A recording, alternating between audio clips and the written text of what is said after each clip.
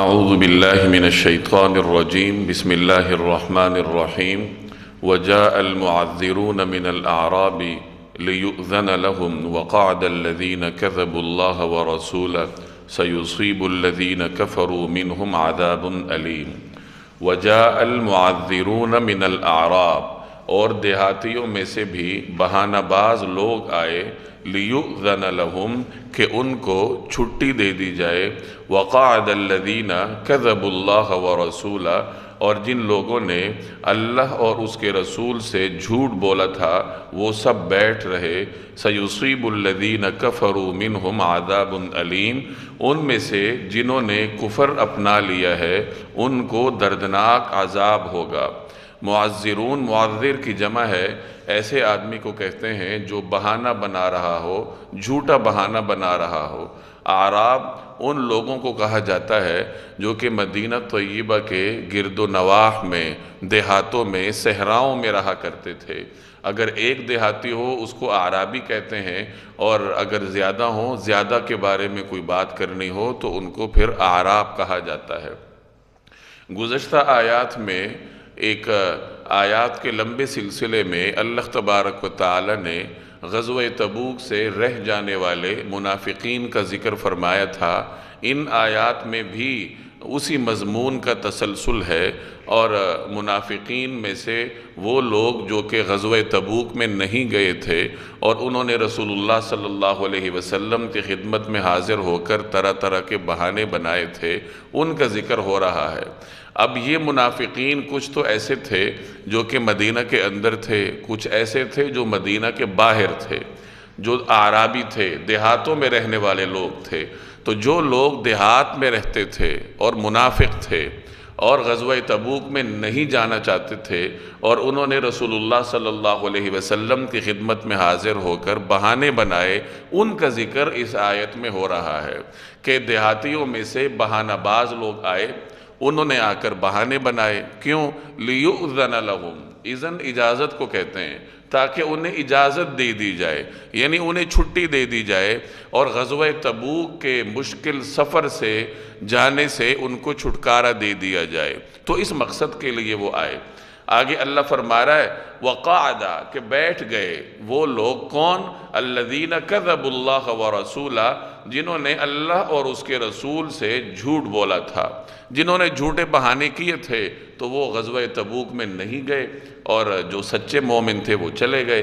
بیٹھنے والوں کے بارے میں اللہ کہہ رہا ہے کہ یہ جو لوگ بیٹھے ہیں منافقین، اب ان میں سے اگر کسی نے بعد میں توبہ کر لی ہو تو اس کا معاملہ مختلف ہے، اور اگر کسی نے توبہ نہ کی ہو، کفر پر ڈٹا ہوا ہو، تو اس کے بارے میں فرمایا کہ جنہوں نے کفر اپنا لیا ہے تو اللہ جل جلالہ کے ہاں ان کو دردناک عذاب ہوگا۔ لیس علی الضعفاء ولا علی المرضى ولا علی الذین لا یجدون ما ينفقون حرج، کمزور لوگوں پر کوئی گناہ نہیں، اور نہ بیماروں پر، اور نہ ان لوگوں پر جن کے پاس خرچ کرنے کو کچھ نہیں ہے، اذا نصحوا للہ ورسولہ، جبکہ وہ اللہ اور اس کے رسول کے لیے مخلص ہوں، ما علی المحسنین من سبیل، نیک لوگوں پر کوئی الزام نہیں، واللہ غفور الرحیم، اور اللہ بہت بخشنے والا بڑا مہربان ہے۔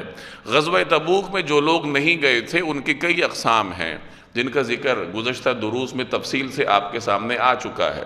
ایک قسم تو منافقین کی تھی، اور دوسرے نمبر پر کچھ مخلص مسلمان بھی تھے جو غزوہ تبوک میں نہیں جا سکے تھے۔ مخلص مسلمان بھی دو قسم کے تھے، ایک تو وہ مخلص مسلمان تھے جو بغیر کسی عذر کے غزوہ تبوک میں نہیں گئے، ان کا ذکر آگے آئے گا۔ دوسرے نمبر پر کچھ ایسے مخلص مسلمان تھے جو کہ صحیح عذر کے ہوتے ہوئے غزوہ تبوک پر نہیں گئے، جیسے وہ لوگ جو کمزور ہیں، جسمانی طور پر کمزور تھے، سفر کے قابل نہیں تھے، جہاد کے قابل نہیں تھے، یا وہ لوگ جو مریض ہوں، وہ لوگ جو کہ معذور ہوں، یعنی جن کو کوئی عذر درپیش ہو، وہ جانا چاہتے ہیں اللہ اور اللہ کے رسول کے ہمراہ جہاد کی فضیلت حاصل کرنا چاہتے ہیں، لیکن یہ عذر ان کے راستے میں حائل ہے۔ تو یہاں ان کا ذکر ہے جو مخلص مسلمان تھے اور صحیح عذر کی وجہ سے غزوہ تبوک میں نہیں جا سکے تھے، تو ان کے بارے میں اللہ نے فرمایا کہ اگر کوئی ضعفاء، کمزور ہیں، مرضى مریض ہیں، یا وہ لوگ لا یجدون ما ينفقون، لا یجدون کہ وہ نہیں پا رہے تھے، ما ينفقون وہ چیز جس کو خرچ کر سکیں، یعنی کمزور تو نہیں ہے، بیمار بھی نہیں ہے، لیکن سفر کا زاد راہ نہیں ہے۔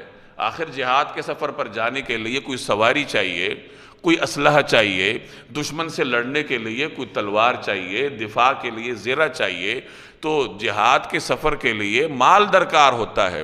تو کچھ ایسے مخلص حضرات تھے جو جہاد کے سفر پر جانا چاہتے تھے، لیکن ان کے پاس زاد راہ نہیں تھا، مال نہیں تھا، تو اپنے اس عذر کی وجہ سے وہ نہیں جا سکے۔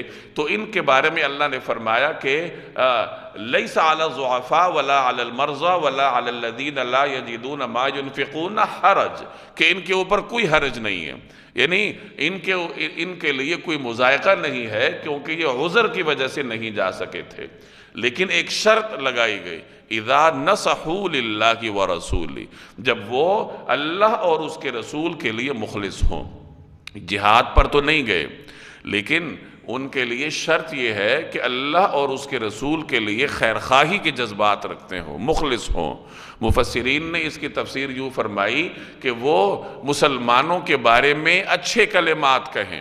آپ یوں کہہ لیجئے کہ وہ جہاد بالسیف تو نہ کر سکے، تلوار والا جہاد تو نہ کر سکے، لیکن زبان کا جہاد تو کر سکتے ہیں، اور زبان کا جہاد یہ ہے کہ وہ جہاد پر جانے والوں کے حق میں اچھے کلمات کہیں، پروپیگنڈے کا حصہ نہ بنے۔ جیسے پروپیگنڈا مہم چلتی ہے مسلمانوں کی حوصلہ شکنی کے لیے، تو ایسے لوگ اس پروپیگنڈے کا حصہ نہ بنیں، اس کے خلاف محاذ بنائیں، زبانی طور پر اپنے اقوال کے ذریعے، اپنی زبان کے ذریعے دین اسلام کی خدمت کرنے کی کوشش کریں۔ اس سے ہمیں یہ معلوم ہوا کہ دین کی خدمت کرنا ہر شخص پر لازم ہے، ہر شخص اپنی استطاعت کے مطابق دین کی خدمت کرے گا۔ ہر آدمی اپنے دائرہ کار کو دیکھے گا کہ میرا دائرہ کار کیا ہے، میں دین کے لیے کیا کر سکتا ہوں، میں دین کی سربلندی کے لیے کیا کر سکتا ہوں، تو وہ اس کو کرنا پڑے گا۔ میں اکثر عرض کرتا رہتا ہوں کہ صرف خود نماز پڑھ لینا، خود روزہ رکھ لینا، خود تلاوت کر لینا یہ کافی نہیں ہے، بلکہ انسان چونکہ ہم مسلمان ہیں اور ہمارا دین یہ پورے کائنات پر غلبے کے لیے آیا ہے، اب میں نے اس دین کو غالب کرنے کے لیے اپنا حصہ کیا ڈالا ہے۔ میں یہ تو کر سکتا ہوں کہ ساتھ والے آدمی کو، پڑوسی کو دین کی طرف راغب کروں، زبان سے، اپنے مال سے، اپنے جو اللہ نے صلاحیت دی ہے اس صلاحیت کو دین کو پھیلانے کے لیے، دین کو اشاعت کے لیے خرچ کروں۔ تو ہر آدمی اپنے دائرہ کار کے اندر رہتے ہوئے دین کی سربلندی کے لیے کوششیں کرنے کا مکلف ہے۔ ما علی المحسنین من سبیل، نیک لوگوں پر کوئی الزام نہیں، یعنی ایسے لوگ جو عذر کی وجہ سے جہاد پر نہیں گئے اور اللہ اور اس کے رسول کے لیے مخلص ہیں، اپنے دائرے میں رہتے ہوئے وہ دین کی خدمت کر رہے ہیں، تو ایسے لوگوں پر کسی قسم کا الزام نہیں ہے۔ واللہ غفور الرحیم، اور اللہ بخشنے والا بڑا مہربان ہے۔ وَلَا عَلَى الَّذِينَ إِذَا مَا أَتَوْكَ لِتَحْمِلَهُمْ قُلْتَ لَا أَجِدُ مَا أَحْمِلُكُمْ عَلَيْهِ تَوَلَّوْا وَأَعْيُنُهُمْ تَفِيضُ مِنَ الدَّمْعِ حَزَنًا أَلَّا يَجِدُوا مَا يُنْفِقُونَ وَلَا عَلَى الَّذِينَ إِذَا مَا أَتَوْكَ لِتَحْمِلَهُمْ، اور نہ ان لوگوں پر جن کا یہ حال ہے کہ جب وہ آپ کے پاس اس غرض سے آئے کہ آپ انہیں کوئی سواری مہیا کریں، قلتا تو آپ نے کہا لا اجد ما احملکم علیہ، میرے پاس تو ایسی کوئی چیز نہیں ہے جس پر میں تمہیں سوار کر سکوں۔ تولوا، تو وہ واپس گئے اس حال میں، وَأَعْيُنُهُمْ تَفِيضُ مِنَ الدَّمْعِ حَزَنًا، کہ ان کی آنکھیں اس غم میں آنسوؤں سے بہہ رہی تھیں، اللہ یجدوا ما ينفقون، کہ ان کے پاس خرچ کرنے کو کچھ نہیں ہے۔ یہ بھی ان مخلص مسلمانوں کے بارے میں بیان ہے جو کہ مال نہ ہونے کی وجہ سے غزوے پر جانے کے قابل نہیں تھے۔ چنانچہ ان میں سے بعض حضرات ایسے تھے جو رسول اللہ صلی اللہ علیہ وسلم کی خدمت میں حاضر ہوئے۔ مفسرین نے ایسے 7 حضرات کا ذکر یہاں کیا ہے کہ وہ حضور صلی اللہ علیہ وسلم کی خدمت میں حاضر ہوئے اور درخواست کی کہ یا رسول اللہ ہمارے پاس تو سواری نہیں ہے، تو ہمیں کوئی سواری عنایت فرما دیجئے۔ نبی کریم صلی اللہ علیہ وسلم کے پاس بھی اس وقت ایسے وسائل نہیں تھے کہ انہیں سواری مہیا کی جا سکتی، تو آپ صلی اللہ علیہ وسلم نے فرمایا کہ فی الحال تو ایسا کوئی بندوبست نہیں ہے کہ آپ کو سواری دی جا سکے۔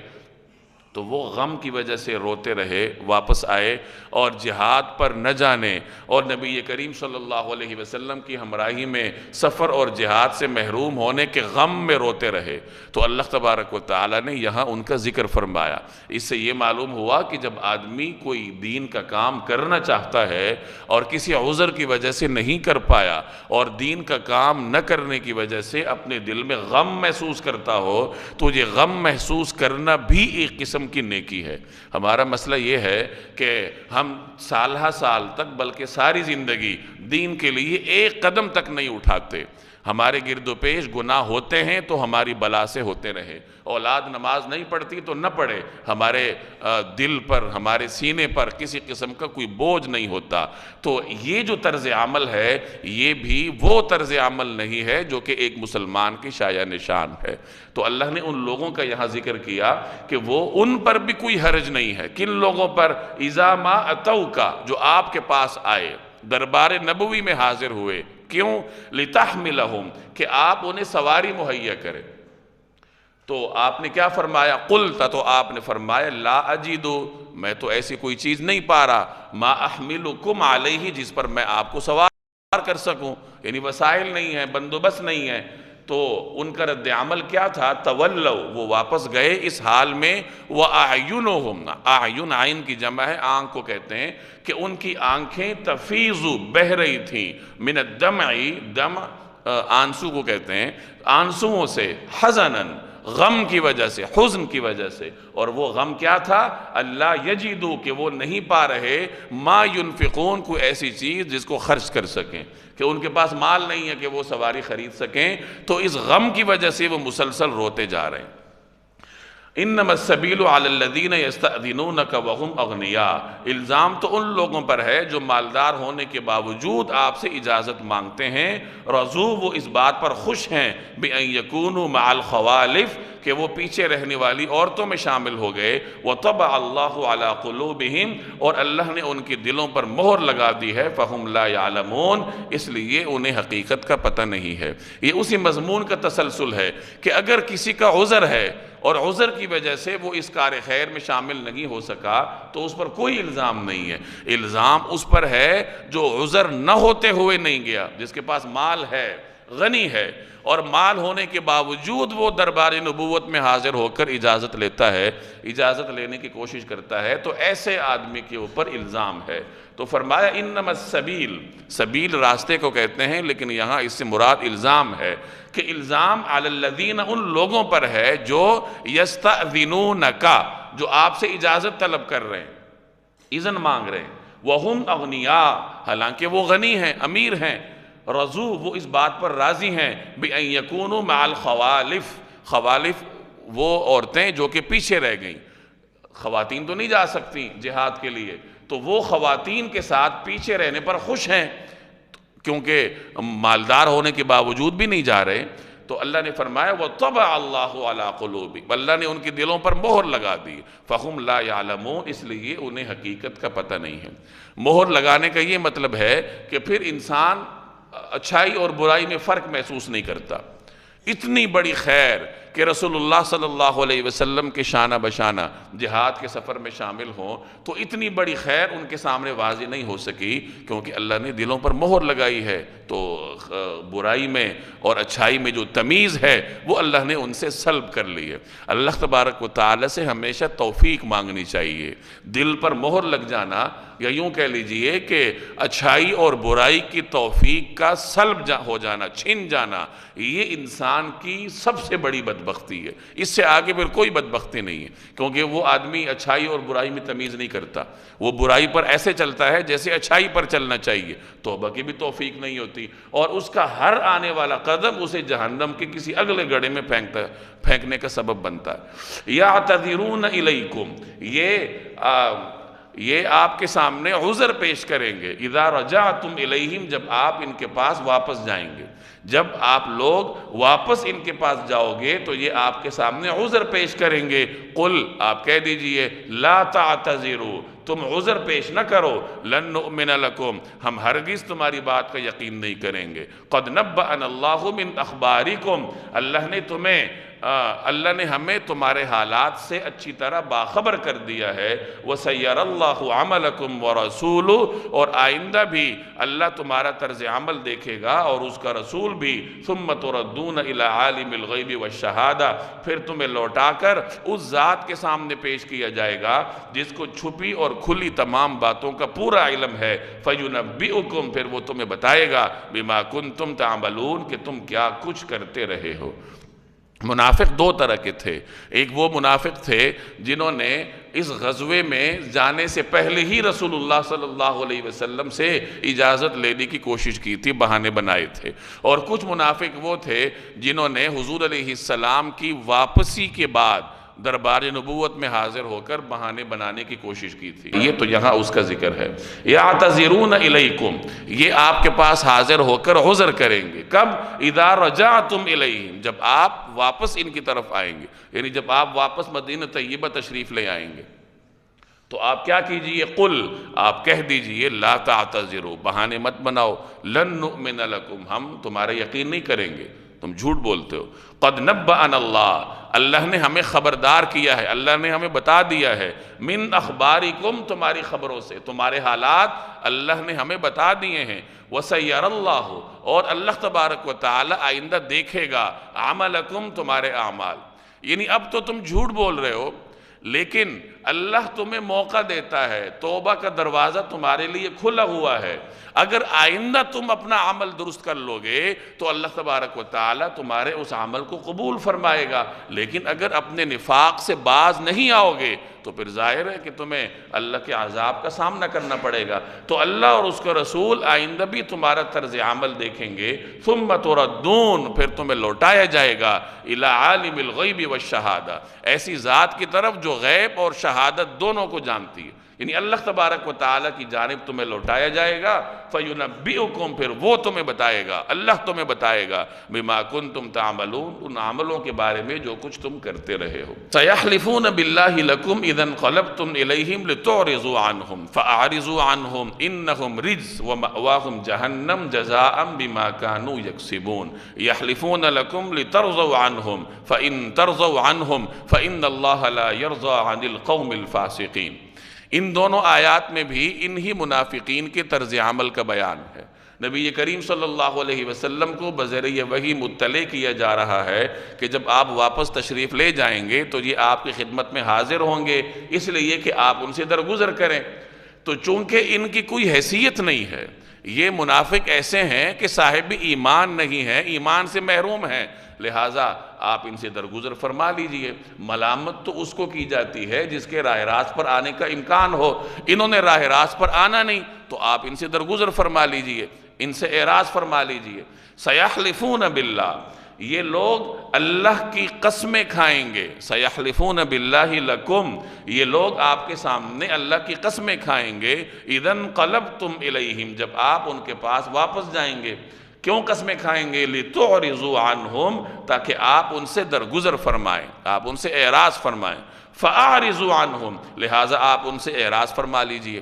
یہ اللہ حضور علیہ السلام کو ہدایت فرما رہا ہے کہ یہ لوگ آپ کے پاس آئیں گے، درگزر مانگیں گے تو آپ درگزر فرما دیجئے، ان کو ملامت کرنے کی ضرورت نہیں ہے، کیونکہ ان کو ملامت کرنے کا فائدہ نہیں ہے۔ اِنَّهُمْ رِجْسٌ، یقین جانیے یہ سراپا گندگی ہیں۔ سراپا گندگی کا مطلب کہ ان کے نظریات ایسے ہیں جو کہ گندگی ہیں، یعنی اپنے نظریے کے اعتبار سے گویا کہ یہ گندگی کے حامل ہیں۔ وَمَأْوَاهُمْ جَهَنَّمُ، اور ان کا ٹھکانہ جہنم ہے۔ جَزَاءً بِمَا كَانُوا يَكْسِبُونَ، اس کے اور جو کمائی یہ کرتے رہے ہیں اس کے نتیجے میں، یعنی جو کچھ یہ کماتے رہے ہیں، جو کچھ یہ عمل کرتے رہے ہیں، ان کے نتیجے میں انہوں نے جہنم جانا ہے۔ وَمَأْوَاهُمْ جَهَنَّمُ جَزَاءً بِمَا كَانُوا يَكْسِبُونَ، اور جو کمائی یہ کرتے رہے ہیں اس کے نتیجے میں ان کا ٹھکانہ جہنم ہے۔ یحلفون لکم، یہ آپ کے سامنے قسمیں کھائیں گے، لِتَرْضَوْا عَنْهُمْ، تاکہ آپ ان سے راضی ہو جائیں۔ فَإِن تَرْضَوْا عَنْهُمْ، اگر آپ ان سے راضی ہو گئے، فَإِنَّ اللَّهَ لَا يَرْضَىٰ عَنِ الْقَوْمِ الْفَاسِقِينَ، تو اللہ جل جلالہ ایسے نافرمان لوگوں سے راضی نہیں ہوتا۔ یعنی ان سے درگزر فرما لیجئے، نہ تو ان کا عذر قبول کیجئے اور نہ ہی ان کو ملامت فرمائیے، اور اللہ تبارک و تعالی ایسے لوگوں سے راضی نہیں ہوتا۔ الاعراب اشد کفرا ونفاقا واجدر الا يعلموا حدود ما انزل اللہ علی رسولہ واللہ علیم حکیم۔ الاعراب اشد کفرا ونفاقا، جو دیہاتی ہیں وہ کفر اور منافقت میں زیادہ سخت ہیں، وَأَجْدَرُ، اور وہ دوسروں سے زیادہ اسی لائق ہیں، اللہ یعلم حدود ما انزل اللہ علی رسولی، کہ اس دین کے احکام سے ناواقف رہیں جو اللہ نے اپنے رسول پر اتارا ہے، واللہ علیم حکیم، اور اللہ علم کا بھی مالک ہے، حکمت کا بھی مالک ہے۔ گزشتہ آیات میں ان منافقین کا ذکر ہوا جو کہ اعرابی تھے، مدینہ طیبہ کے قرب و جوار میں رہتے تھے۔ یہاں اللہ تبارک و تعالی فرما رہا ہے کہ یہ جو دیہاتی ہوتے ہیں یہ کفر اور نفاق میں زیادہ سخت ہوتے ہیں۔ عام طور پر دیہاتیوں میں سختی زیادہ ہوتی ہے بنسبت شہریوں کے، اسی لیے ایک حدیث میں آتا ہے کہ من سکن البادیۃ جفا، جو آدمی دیہات میں رہتا ہے وہ اس کے اندر سختی آ جاتی ہے۔ دیہات میں رہنے والا علم کی، دانش کی مجلسوں سے دور رہتا ہے، تہذیب کے بہت سارے آداب سے ناواقف ہوتا ہے، اور علم کی مجالس سے دور ہونے کی وجہ سے، مدارس سے، اسکولوں سے، تعلیمی اداروں سے فاصلہ ہونے کی وجہ سے وہ بہت سارے علم کی اور جو تہذیب کے آداب اور رموز ہوتے ہیں ان سے ناواقف ہوتا ہے۔ تو ان کا ذکر ہے کہ یہ جو دیہاتی ہیں یہ کفر اور نفاق میں زیادہ سخت ہیں، اور یہ زیادہ اس لائق ہیں کہ جو دین، جو حدود اللہ نے اپنے رسول پر نازل کی ہیں یہ اس سے لا علم رہیں، کیونکہ یہ مسجد نبوی سے زیادہ فاصلے پر ہیں۔ جناب رسول اللہ صلی اللہ علیہ وسلم کی مجلس جو کہ علم و عرفان کا مرکز ہے یہ اس سے دور ہیں، تو دور ہونے کی وجہ سے یہ عام طور پر دین سے ناواقف رہتے ہیں، اور چونکہ یہ ہیں منافق، ان میں سے جو منافق ہیں وہ مسجد نبوی آ کر علم بھی حاصل کرنے کی کوشش نہیں کرتے، تو اس وجہ سے ان کے اندر کفر اور نفاق زیادہ سخت ہوتا ہے۔ اس سے معلوم ہوا کہ جو آدمی علم کی مجالس کے جتنا قریب ہوتا ہے اتنا ہی اللہ تبارک و تعالی اسے دین کا فہم عطا فرماتے ہیں اور اسے دین پر چلنے کی توفیق بھی نصیب ہوتی ہے۔ اس لیے آگے بھی آئے گا کہ اللہ تبارک و تعالی حکم دیتا ہے کہ سچے لوگوں کے ساتھ رہو، نیک لوگوں کے ساتھ رہو، تو نیک لوگوں کے آدمی جتنا قریب ہوتا ہے اسی قدر ان کی اوصاف بھی اسی کے اوپر اثر انداز ہوتے ہیں۔ اگر آدمی غلط سوسائٹی میں رہے گا تو غلط صفات اس کے اندر آئیں گی، اچھی سوسائٹی میں رہے گا تو اچھی صفات اس کے اندر پیدا ہوں گی۔ وَمِنَ الْأَعْرَابِ مَنْ يَتَّخِذُ مَا يُنْفِقُ مَغْرَمًا وَيَتَرَبَّصُ بِكُمُ الدَّوَائِرَ عَلَيْهِمْ دَائِرَةُ السَّوْءِ وَاللَّهُ سَمِيعٌ عَلِيمٌ۔ وَمِنَ الْأَعْرَابِ، اور دیہاتیوں میں وہ بھی ہیں، مَنْ يَتَّخِذُ مَا يُنْفِقُ مَغْرَمًا، جو خرچ کیے ہوئے مال کو ایک تاوان سمجھتے ہیں۔ مغرمن تاوان کو کہتے ہیں، جرمانے کو، یعنی یہ دیہاتی منافق ہیں اور ان کے اندر سختی بھی زیادہ ہے۔ تو جو دیہاتیوں میں سے منافق ہیں اگر اپنے نفاق پر پردہ ڈالنے کے لیے انہیں کچھ خرچ بھی کرنا پڑے تو وہ بددلی سے خرچ کرتے ہیں اور اس خرچ کرنے کو اپنے لیے تاوان سمجھتے ہیں۔ وَيَتَرَبَّصُ، اور اس انتظار میں رہتے ہیں، وَيَتَرَبَّصُ بِكُمُ الدَّوَائِرَ، اور اس انتظار میں رہتے ہیں کہ تم مسلمانوں پر مصیبتوں کے چکر آ پڑیں۔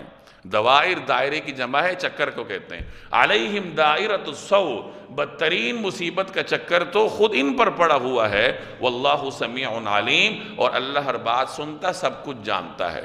یعنی ایک تو یہ خرچ نہیں کرتے، خرچ کرنا پڑے تو اپنے اوپر بوجھ سمجھتے ہیں، اور پھر یہ مسلمانوں کے لیے بدخواہ ہیں اور اس انتظار میں ہوتے ہیں کہ مسلمان کسی آزمائش کا شکار ہو جائیں۔ تو اللہ فرما رہا ہے کہ یہ خود بدترین مصیبتوں کا شکار ہے۔ اس سے بڑی مصیبت کیا ہوگی کہ وہ زبان سے اقرار کرتے ہیں اور دل سے انکار کرتے ہیں، انہیں دین پر لانے کی توفیق نہیں ہے، دین پر آنے کی توفیق نہیں ہے، تو اس سے بڑی مصیبت کیا ہوگی؟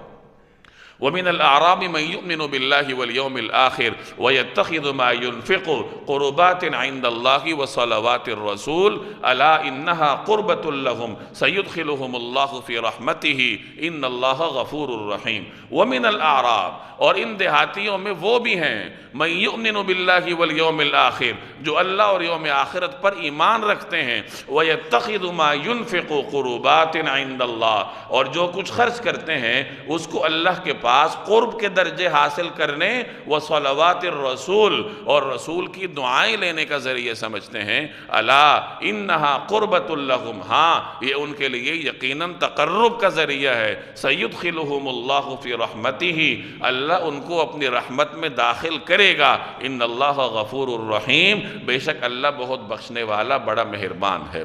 گزشتہ آیت میں ان دیہاتیوں کا بیان تھا جو منافق تھے، اب یہاں اللہ ان دیہاتیوں کا بیان فرما رہا ہے جو سچے مومن ہیں۔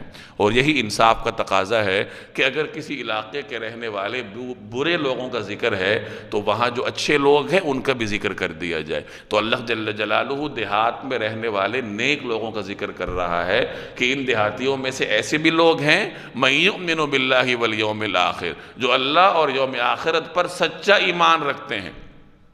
اور جو منافق دیہاتی ہیں وہ تو مجبوراً خرچ کرتے ہیں، اور یہ جو مومن دیہاتی ہیں یہ رضامندی سے اللہ کے راستے میں خرچ کرتے ہیں، اور ان کے خرچ کرنے کے نیت یہ ہوتی ہے کہ یہ جو ہم اللہ کے راستے میں خرچ کر رہے ہیں، ایک تو اس خرچ کرنے کی وجہ سے اللہ کے ہاں ہمیں درجات مل جائیں، اور پھر رسول کی رضامندی اور اس کی دعائیں بھی ہمیں نصیب ہو جائیں۔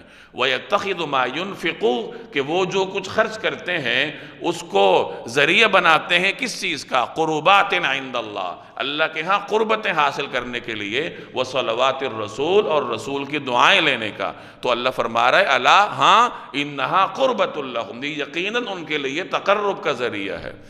سیدخلہم اللہ فی رحمتہ، اللہ ان کو اپنی رحمت میں داخل کرے گا۔ ان اللہ غفور الرحیم، بے شک اللہ بہت بخشنے والا بڑا مہربان ہے۔ والسابقون الاولون من المہاجرین والانصار والذین اتبعوہم باحسان رضی اللہ عنہم ورضوا عنہ واعد لہم جنات تجری تحتها الانہار خالدین فیہا ابدا ذلک الفوز العظیم۔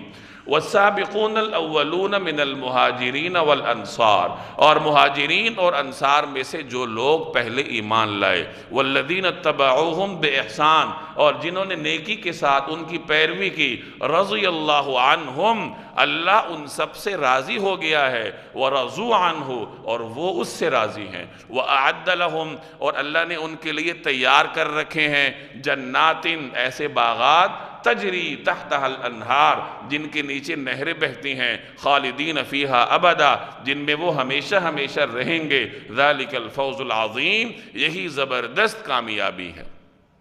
یہاں دو اصطلاحات کا استعمال ہے، ایک تو السابقون الاولون، اور دوسرے نمبر پر والذین اتبعوہم باحسان، کہ وہ لوگ جو کہ اولین مسلمان ہیں، اور وہ لوگ جنہوں نے ان اولین مسلمانوں کی نیکی میں پیروی کی ہے۔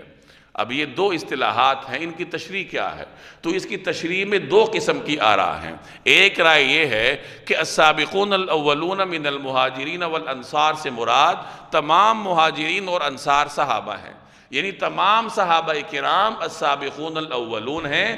یہی وہ حضرات ہیں جو کہ اس امت میں سب سے پہلے جناب رسول اللہ صلی اللہ علیہ وسلم پر ایمان لانے کی سعادت سے مشرف ہوئے۔ اور والذین اتبعوہم باحسان سے مراد تابعین ہیں، یا بعد میں آنے والی امت بھی اس میں شامل ہے کہ جنہوں نے نیکی میں ان صحابہ کرام کی اتباع کی۔ تو اس نقطہ نظر کے مطابق السابقون الاولون من المہاجرین والانصار سے مراد تمام صحابہ کرام ہیں، اور والذین اتبعوہم باحسان کے زمرے میں ساری امت آ جاتی ہے۔ اولین طور پر تابعین، کیونکہ تابعین وہ تھے جو صحابہ کے شاگرد تھے، جنہوں نے صحابہ کا زمانہ پایا تھا، تو انہوں نے صحابہ کی اتباع کی، اور پھر بعد میں دیگر امت بھی صحابہ کرام کی اتباع کرتی رہی۔ تو گویا کہ سابقون الاولون سے مراد تمام صحابہ ہیں، اور والذین اتبعوہم باحسان سے مراد دیگر نبی کریم صلی اللہ علیہ وسلم کی امت ہے۔ یہ ایک رائے ہے۔ اور دوسری رائے یہ ہے کہ نہیں، یہ دونوں طبقات صحابہ ہی کے ہیں، السابقون الاولون بھی صحابہ کا طبقہ ہے، اور والذین اتبعوہم باحسان بھی صحابہ کرام ہی کا طبقہ ہے۔ اب السابقون الاولون سے پھر کیا مراد ہوگا، اس کی تشریح کیا ہوگی، اس میں کون سے صحابہ شامل ہوں گے؟ تو اس میں بھی کئی قسم کی آراء ہیں۔ ایک رائے یہ ہے کہ السابقون الاولون سے مراد وہ صحابہ کرام ہیں جنہوں نے دونوں قبلوں کی جانب نماز پڑھی تھی، جو اولین دور میں مسلمان ہوئے تھے، جنہوں نے نبی کریم صلی اللہ علیہ وسلم کے ساتھ بیت المقدس کی طرف رخ کر کے بھی نماز پڑھنے کی سعادت حاصل کی تھی، اور بعد میں بیت اللہ کی طرف بھی رخ کر کے نماز پڑھنے کی سعادت حضور علیہ السلام کے ساتھ حاصل کی۔ ایک رائے یہ ہے۔ دوسری رائے یہ ہے کہ اس سے مراد وہ حضرات ہیں جو غزوہ بدر میں شریک تھے۔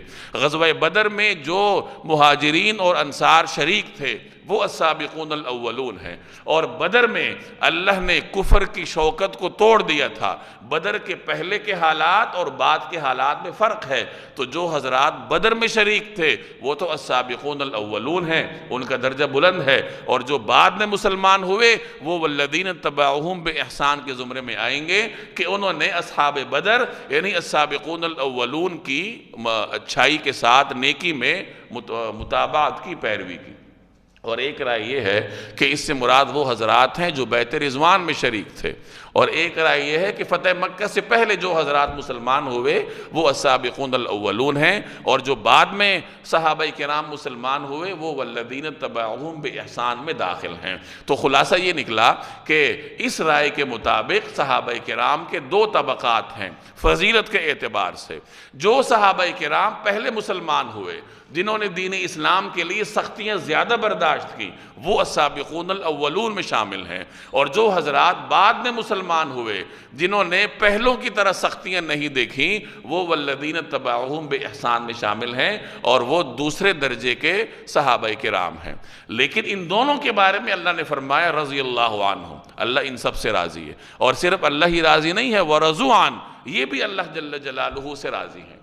صحابہ کرام میں فضیلت کے اعتبار سے تو درجات ہیں، لیکن تمام صحابہ کا معیار حق ہونا اور تمام صحابہ کا جنتی ہونا، تمام صحابہ کے لیے اللہ جل جلالہ کی جانب سے رضامندی کا اعلان ہونا، اس کا ذکر آیت کے اگلے حصے میں ہے کہ رضی اللہ عنہم، اللہ جل جلالہ ان سب سے راضی ہے، السابقون الاولون سے بھی راضی ہے، اور والذین اتبعوہم بإحسان سے بھی راضی۔ جس نے ایک لمحے کے لیے بھی آخر میں ہی کیوں نہ ہو نبی کریم صلی اللہ علیہ وسلم کا دیدار کیا ہو ایمان کے ساتھ، اور ایمان پر ہی دنیا سے رخصت ہوا ہو، تو اس سے بڑی سعادت کیا ہو سکتی ہے؟ دنیا کے سارے ولی مل جائیں تو وہ اس کے ایک لمحے کی جو طاقت ہے اس کا سامنا نہیں کر سکتے۔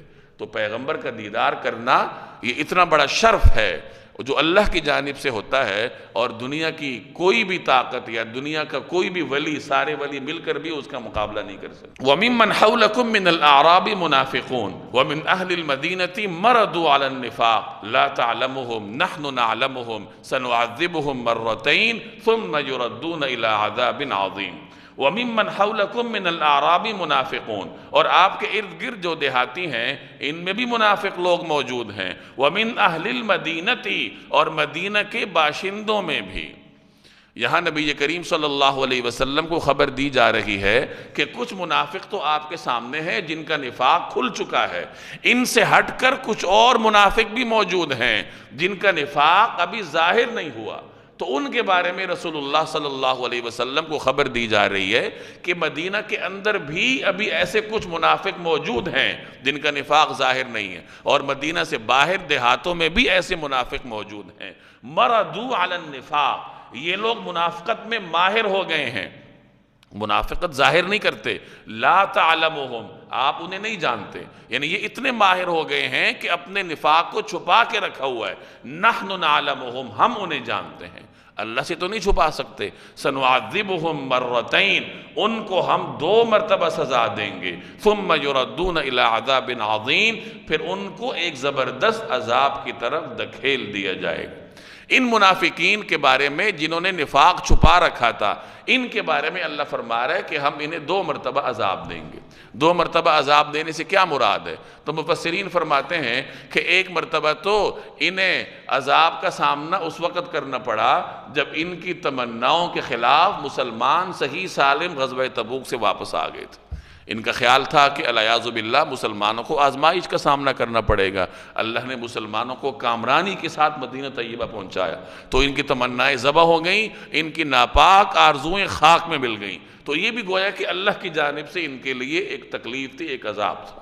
اور دوسرا عذاب جس سے یہ تاعمر شکار رہیں گے، جس کا یہ شکار ہمیشہ رہیں گے، وہ یہ ہے کہ انہیں ہمیشہ یہ خوف رہے گا کہ ہمارے نفاق کا پردہ چاک نہ ہو جائے، ہمارا نفاق کھل نہ جائے، تو یہ ہمیشہ اسی سزا سے دوچار رہیں گے۔ وَآخَرُونَ اعْتَرَفُوا بِذُنُوبِهِمْ خَلَطُوا عَمَلًا صَالِحًا وَآخَرَ سَيِّئًا عَسَى اللَّهُ أَن يَتُوبَ عَلَيْهِمْ إِنَّ اللَّهَ غَفُورٌ رَحِيمٌ۔ وَآخَرُونَ، اور کچھ وہ لوگ ہیں اعترفوا بذنوبہم، جنہوں نے اپنی کوتاہیوں کا اعتراف کر لیا ہے، خلطوا عملا صالحا، انہوں نے ملے جلے عمل کیے ہیں، کچھ نیک کام، وآخر سیئا، اور کچھ برے، عسى اللہ ان یتوب علیہم، امید ہے کہ اللہ ان کی توبہ قبول کر لے گا، ان اللہ غفور الرحیم، یقیناً اللہ بہت بخشنے والا بڑا مہربان ہے۔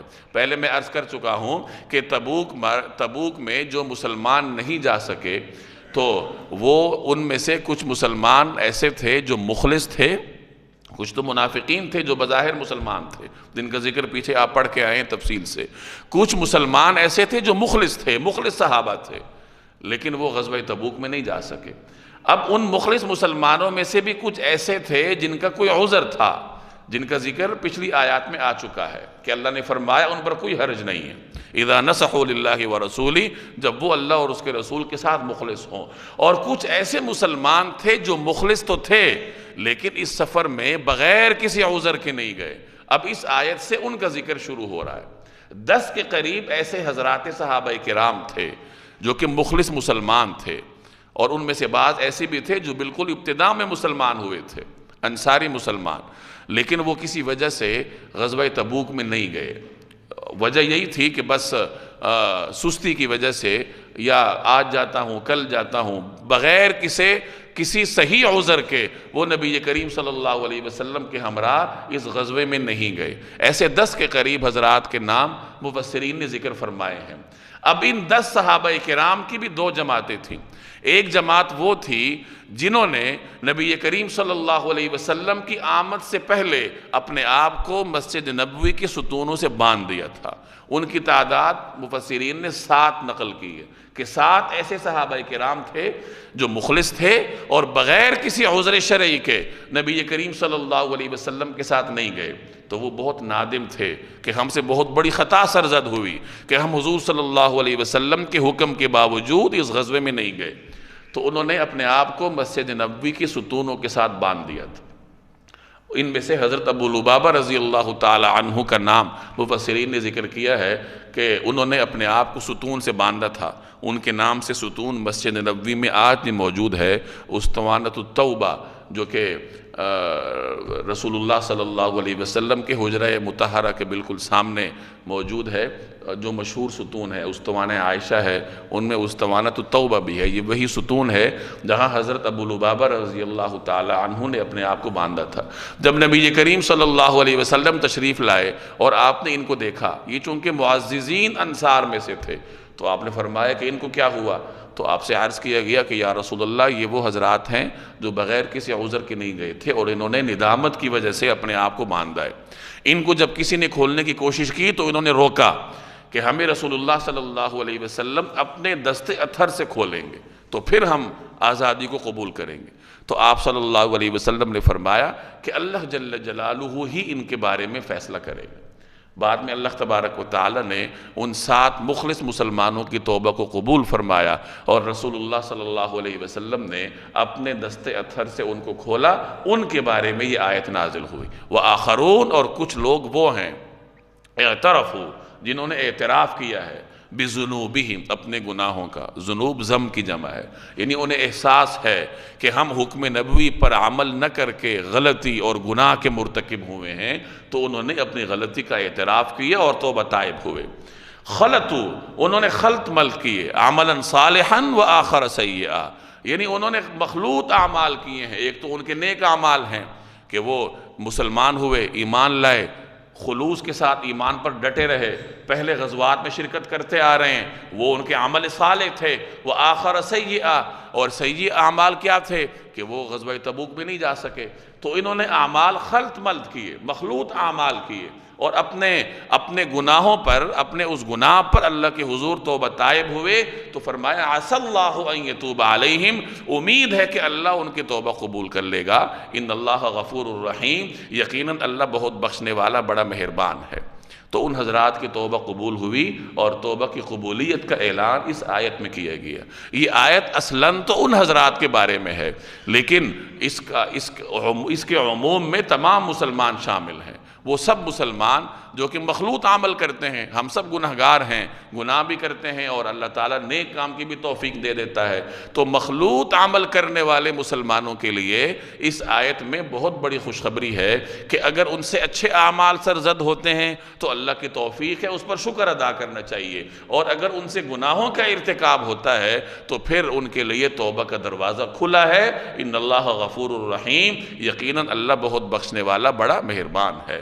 خذ من اموالہم صدقۃ، اب یہ جو حضرات جو غزوہ تبوک میں نہیں جا سکے تھے، جنہوں نے اپنے آپ کو ستونوں سے باندھا تھا، جن کی توبہ اللہ نے قبول فرمائی، انہوں نے بعد میں نبی کریم صلی اللہ علیہ وسلم کی خدمت میں حاضر ہو کر عرض کیا کہ یا رسول اللہ، ان اموال کی وجہ سے ہم غزوے میں نہیں جا سکے، لہٰذا ہم یہ اموال اللہ کے راستے میں صدقہ کرتے۔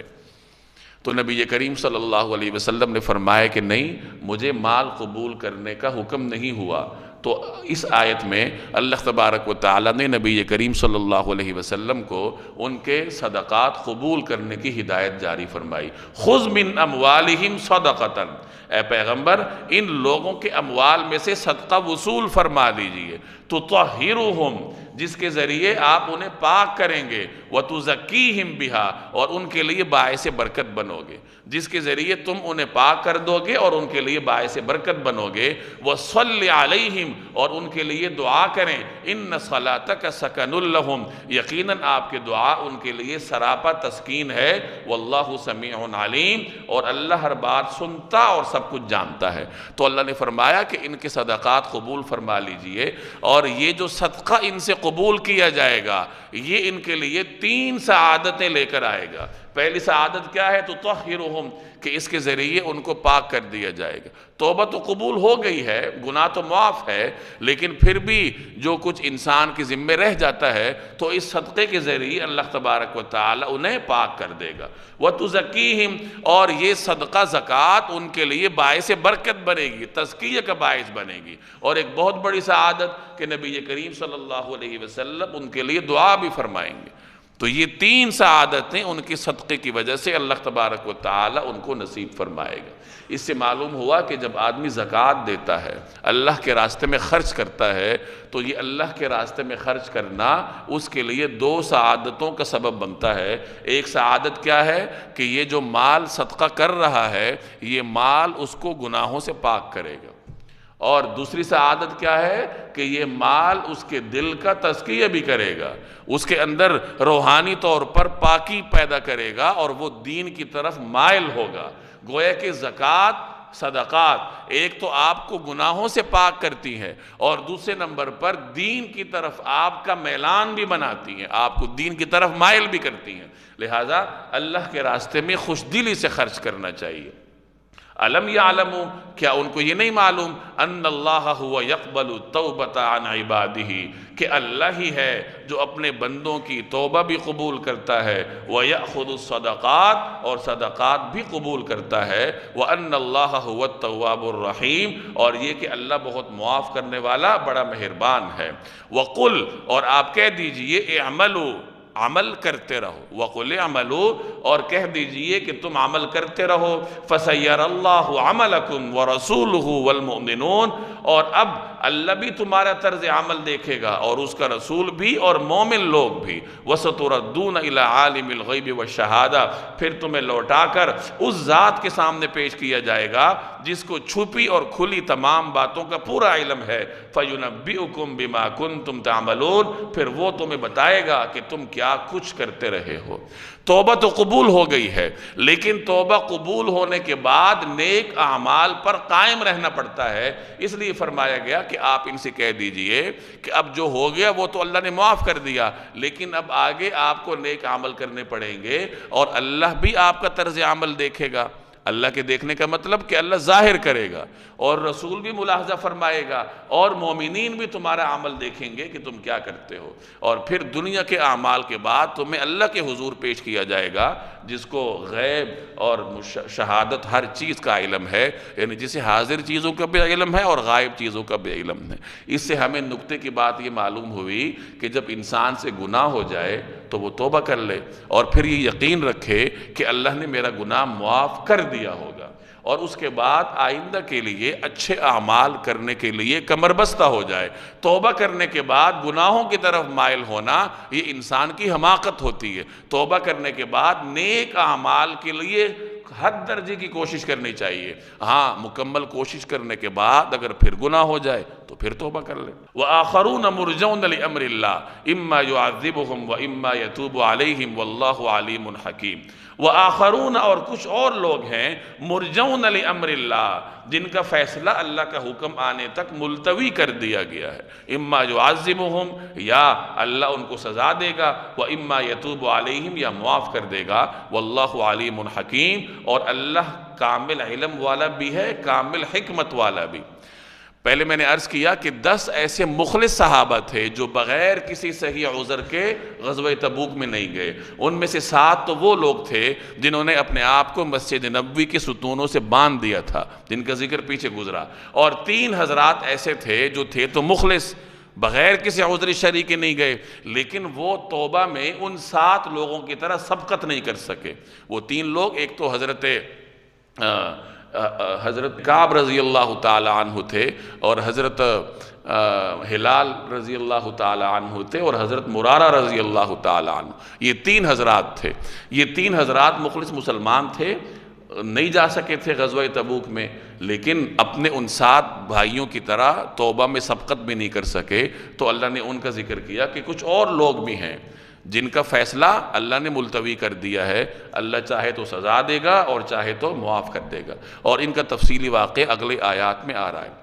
وَالَّذِينَ اتَّخَذُوا مَسْجِدًا ضِرَارًا وَكُفْرًا وَتَفْرِيقًا بَيْنَ الْمُؤْمِنِينَ وَإِرْصَادًا لِمَنْ حَارَبَ اللَّهَ وَرَسُولَهُ مِنْ قَبْلُ وَلَيَحْلِفُنَّ إِنْ أَرَدْنَا إِلَّا الْحُسْنَى وَاللَّهُ يَشْهَدُ إِنَّهُمْ لَكَاذِبُونَ۔ وَالَّذِينَ اتَّخَذُوا مَسْجِدًا، اور کچھ وہ لوگ ہیں جنہوں نے ایک مسجد بنائی ہے اس کام کے لیے، ضراراً، کہ نقصان پہنچائیں، وَكُفْرًا، اور کافرانہ باتیں کریں، وَتَفْرِيقًا بَيْنَ الْمُؤْمِنِينَ، اور مومنین میں پھوٹ ڈالیں، وَإِرْصَادًا لِمَنْ حَارَبَ اللَّهَ وَرَسُولَهُ مِنْ قَبْلُ، اور اس شخص کو ایک اڈہ فراہم کریں جس کی پہلے سے اللہ اور اس کے رسول کے ساتھ جنگ ہے، وَلَيَحْلِفُنَّ، اور یہ قسمیں ضرور کھا لیں گے، إِنْ أَرَدْنَا إِلَّا الْحُسْنَى، کہ بھلائی کے سوا ہماری کوئی اور نیت نہیں ہے، وَاللَّهُ يَشْهَدُ، لیکن اللہ اس بات کی گواہی دیتا ہے، إِنَّهُمْ لَكَاذِبُونَ، کہ وہ قطعی جھوٹے ہیں۔ یہاں کچھ خاص قسم کے منافقین کا بیان ہے۔ ایک شخص تھا جس کا نام ابو عامر تھا، اس کا تعلق انصار سے تھا، مدینہ طیبہ کے رہائشیوں سے تھا۔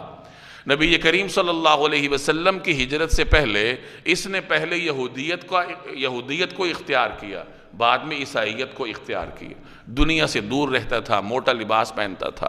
جب نبی کریم صلی اللہ علیہ وسلم تشریف لائے تو اس نے ایمان لانے سے انکار کیا، اور آپ صلی اللہ علیہ وسلم کے روبرو حاضر ہو کر اس نے گستاخانہ کلمات کہے۔ اس نے کہا کہ جن باتوں کی آپ تعلیم دیتے ہیں ان پر میں پہلے سے عمل پیرا ہوں، اور دوسری بات اس نے یہ کہی کہ ہم دونوں میں سے جو جھوٹا ہو تو اللہ تعالیٰ اسے بے کسی کی موت دے۔ اس قسم کی گستاخانہ باتیں اس نے جناب رسول اللہ صلی اللہ علیہ وسلم کے روبرو کہی۔ اس کے بعد وہ مدینہ چھوڑ کر چلا گیا، اور مسلمانوں کے خلاف ہر جنگ میں مسلمانوں کے دشمنوں کی مدد کرتا رہا۔ غزوہ حنین تک وہ مختلف دشمنوں کے ساتھ مسلمانوں کے خلاف جنگوں کی تیاری کرتا رہا۔ جب مکہ فتح ہو گیا، طائف بھی اللہ نے مسلمانوں کے لیے مسخر کیا، تو اب یہ شخص مایوس ہو گیا کہ اب کیا ہوگا۔ تو جب اللہ نے مکہ کو بھی فتح کیا اور طائف بھی مسخر ہوا تو اب یہ مایوس ہو گیا کہ اب کیا ہوگا، چنانچہ اس کے بعد یہ شام چلا گیا جو عیسائیوں کا مرکز تھا، جہاں عیسائیوں کی سلطنت تھی، اور وہاں بیٹھ کر یہ مدینہ کے منافقین سے رابطے میں رہنے لگا، چونکہ یہ پہلے انصار کے قبائل کا سردار رہ چکا تھا تو اس کے جاننے والے لوگ تھے، تو منافقین کے ساتھ یہ رابطے میں تھا، اور اس نے یہ سازش کی، چونکہ عربوں سے تو یہ مایوس ہو چکا تھا کہ جزیرہ عرب مسلمانوں کے زیر نگیں ہو چکا تھا، اب اس کی پلاننگ یہ تھی کہ میں قیصر روم شام کا جو بادشاہ ہے میں اسے آمادہ کروں کہ وہ مدینہ پہ حملہ کرے، اور اس کے لیے تیاری کر رہا تھا۔ تیاری اس نے یہ کی کہ مدینہ کے بعض منافقین سے رابطہ کر کے ان کو اس بات کے لیے تیار کیا کہ دیکھو میں باہر سے حملہ آور ہوں گا شامی افواج لے کر، رومی افواج لے کر، اور تم اندر ایک مرکز بنا لو، اور اس مرکز کے ذریعے آپس میں جمع ہو کر مشورے کیا کرو، اور جس وقت میرا کوئی قاصد آئے یا میں آؤں تو اس مرکز میں بیٹھ کر مشورے ہوں گے، مسلمانوں کے خلاف ہم سازشیں تیار کریں گے۔ تو اس کے ان ناپاک عزائم کو مکمل کرنے کے لیے کچھ منافقین نے مسجد قباء کے قریب ایک عمارت بنائی جس کو مسجد کا نام دیا۔ قرآن کریم اس کو مسجد زرار کہتا ہے۔ ضرر اور زرار یہ دونوں نقصان کے معنوں میں استعمال ہوتے ہیں۔ ضرر ایسے نقصان کو کہتے ہیں جس میں آدمی دوسرے کو نقصان دے اور دوسرے کے نقصان میں اپنا فائدہ ہو۔ زرار وہ نقصان ہے کہ دوسرے کو نقصان ہو اور اس میں اپنا کوئی فائدہ نہ ہو، یعنی بدنیتی کی انتہا ہو۔ تو اس مسجد کو مسجد کے نام پر یہ جو عمارت بنائی گئی اس کو قرآن کریم نے مسجد زرار کا نام دیا۔ اب ان منافقین نے یہ عمارت بنائی اور اس کو مسلمانوں کی نگاہوں میں مستند بنانے کے لیے انہوں نے یہ ارادہ کیا کہ نبی کریم صلی اللہ علیہ وسلم سے درخواست کی جائے کہ آپ تشریف لائیں اور یہاں نماز پڑھ لیں۔ اب غزوہ تبوک کے سفر سے پہلے یہ منافق حاضر ہوئے اور انہوں نے درخواست کی کہ یا رسول اللہ، قباء میں ایک مسجد ہے، مسجد قباء، اور وہاں سب کا جانا ممکن نہیں ہے، وہ چھوٹی ہے، سب کا وہاں سمانا بھی ممکن نہیں ہے، تو ہم نے لوگوں کی ضرورت کے لیے ایک مسجد وہاں اور بنا لی ہے، اور ہماری یہ خواہش ہے کہ آپ تشریف لائیں، وہاں پر نماز کی ادائیگی فرمائیں تاکہ ہمارے لیے باعث برکت ہو۔ رسول اللہ صلی اللہ علیہ وسلم امت کے لیے سراپر رحمت تھے، تو آپ نے ان سے فرمایا کہ ابھی تو ہمیں سفر درپیش ہے، تو سفر سے واپسی پر پھر دیکھیں گے، اور آپ صلی اللہ علیہ وسلم تبوک کے لیے تشریف لے گئے۔ جب تبوک سے آپ واپس تشریف لا رہے تھے تو مدینہ میں داخل ہونے سے پہلے اللہ تبارک و تعالی نے ان کے عزائم سے رسول اللہ صلی اللہ علیہ وسلم کو مطلع فرمایا، چنانچہ آپ صلی اللہ علیہ وسلم نے پھر کچھ صحابہ کرام کو بھیجا جنہوں نے جا کر مسجد کے نام پر بنی ہوئی اس عمارت کو گرا دیا، زمین کے ساتھ برابر کیا اور اس کو جلا دیا۔ اس کے بعد بعض روایات میں آتا ہے کہ آپ صلی اللہ علیہ وسلم نے ایک صحابی کو اجازت دی کہ آپ وہاں گھر بنا لیجیے، تو انہوں نے عرض کیا کہ یا رسول اللہ، جس زمین کا ذکر اللہ نے قرآن میں مذمت کے ساتھ کیا ہے اس کی نحوست کتنی زیادہ ہوگی، میں کیسے وہاں گھر بنا لوں؟ اور پھر انہوں نے عرض کیا کہ فلاں شخص حاجت مند ہے تو اس کو آپ اجازت دے دیجئے، کیونکہ حاجت مند کے لیے پھر عذر ہوتا ہے۔ تو حضور علیہ السلام نے ان کو اجازت دے دی۔ بعض حضرات نے یہاں تک لکھا ہے کہ جنہوں نے وہاں گھر بنا لیا تھا بعد میں تو ان کی کوئی اولاد زندہ نہیں بچی، اور کہا جاتا ہے کہ اس ایریا میں یعنی وہ جو خاص خطہ زمین تھا جہاں انہوں نے مسجد کے نام پر عمارت بنائی تھی، وہاں نہ کسی جاندار کی پرورش ہوتی تھی نہ کسی انسان کی پرورش ہوتی تھی، اور آج تک وہ مسجد قباء کے قرب و جوار میں ویران شکل میں وہ خطہ زمین موجود ہے۔ تو نبی کریم صلی اللہ علیہ وسلم کے حکم سے صحابہ کرام نے اس عمارت کو گرا دیا تھا، اس کا ذکر ہے یہاں۔ تو یہاں مسجد کے نام سے بنائی جانے والی اس عمارت کی 3 خصوصیات کا بیان ہے، 3 مذمتی خصوصیات کا بیان۔ ایک یہ کہ مسلمانوں کو نقصان دینے کے لیے، دوسرا یہ کہ کافرانہ باتیں کرنے کے لیے، تیسرا یہ مسلمانوں کے درمیان پھوٹ ڈالنے کے لیے کہ مسجد قباء کی آبادی کم ہوگی، لوگ ادھر آ جائیں گے اور ہم مسلمانوں کے درمیان مختلف طریقوں سے پھوٹ ڈالیں گے، سازشیں کریں گے، اور نمبر 4 ایک باغی کے لیے اڈہ فراہم کرنے کے لیے۔ تو ان 4 خصوصیات، مذمتی خصوصیات کی بنیاد پر رسول اللہ صلی اللہ علیہ وسلم نے اس کو گرانے کا حکم دیا۔ یہاں ایک بات یہ سمجھ لیجئے کہ مسجد مسلمانوں کے اجتماع کا ذریعہ ہوتی ہے۔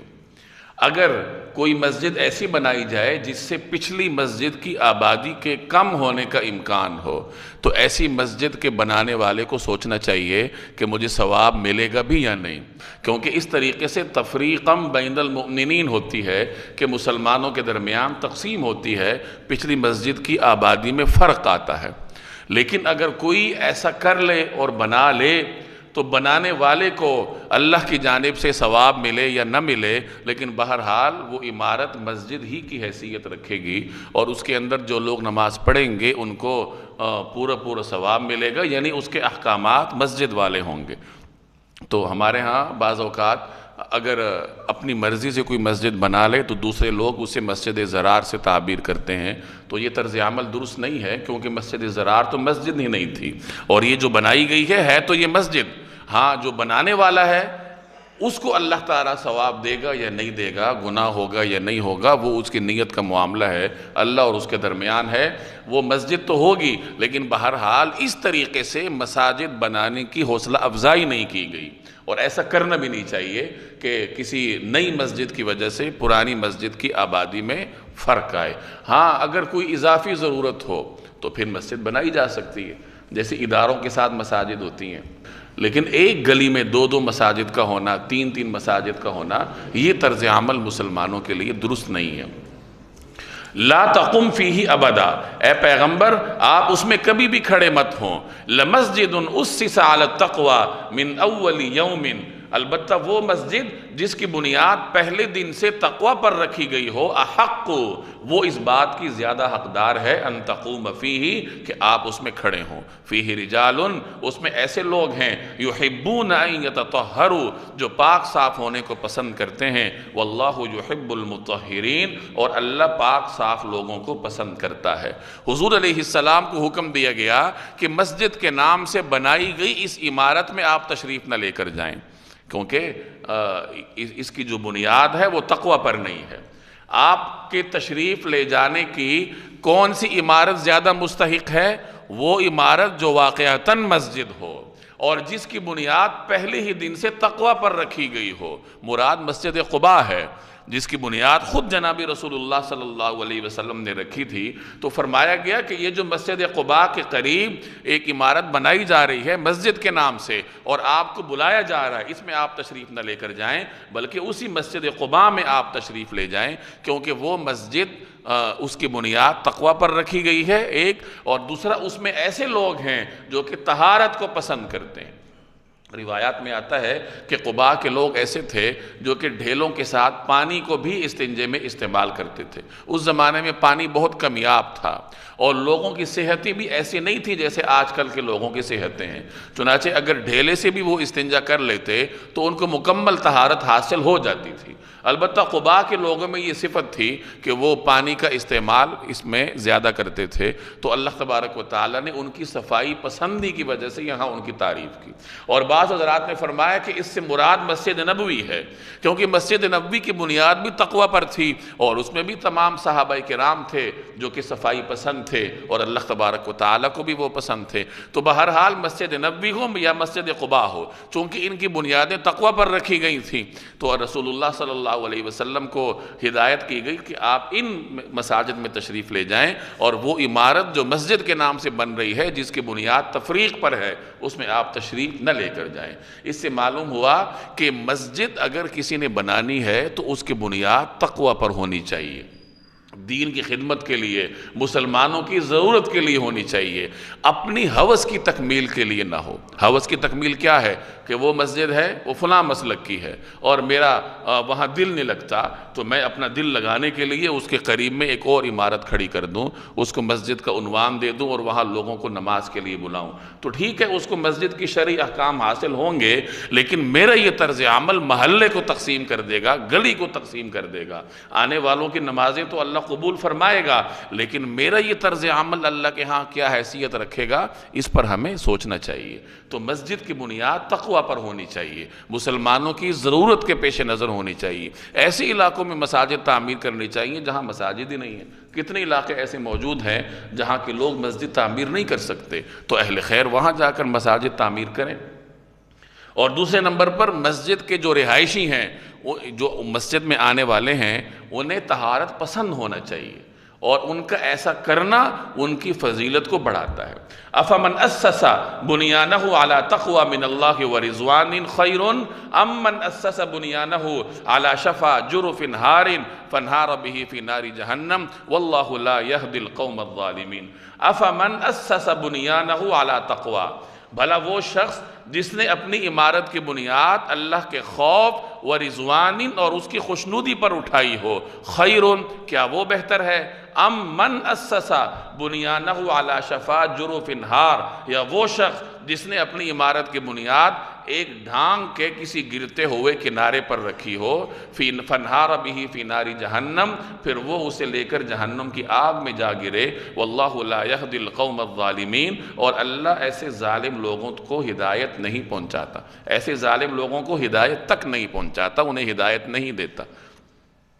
یہ شفا جرفن، شفا کہتے ہیں کنارے کو، جرف کہتے ہیں ایک ایسا کنارہ دریا کا یا پانی کا ایسا کنارہ جسے مسلسل پانی کاٹ رہا ہو، اسے کھا رہا ہو، وہ اندر سے کھوکھلا ہوتا ہے، اس کے اوپر اگر پاؤں رکھا جائے تو وہ فوراً گر جاتا ہے، جیسے دریاؤں کا یا ندی نالوں کے کنارے ہوتے ہیں۔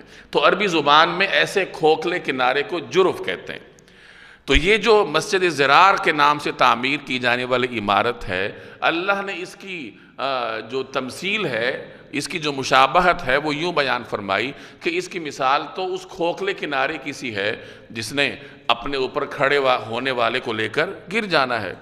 تو ایسی عمارت میں جانا بہتر ہے یا اس عمارت میں جانا بہتر ہے؟ وہ شخص زیادہ بہتر ہے جس نے اپنی عمارت کی بنیاد کس پر رکھی ہو؟ تقوی پر رکھی ہو۔ وہ بنیاد مضبوط ہوگی، وہاں آپ کھڑے ہوں گے تو کھڑے ہونے کو استقرار حاصل ہوگا۔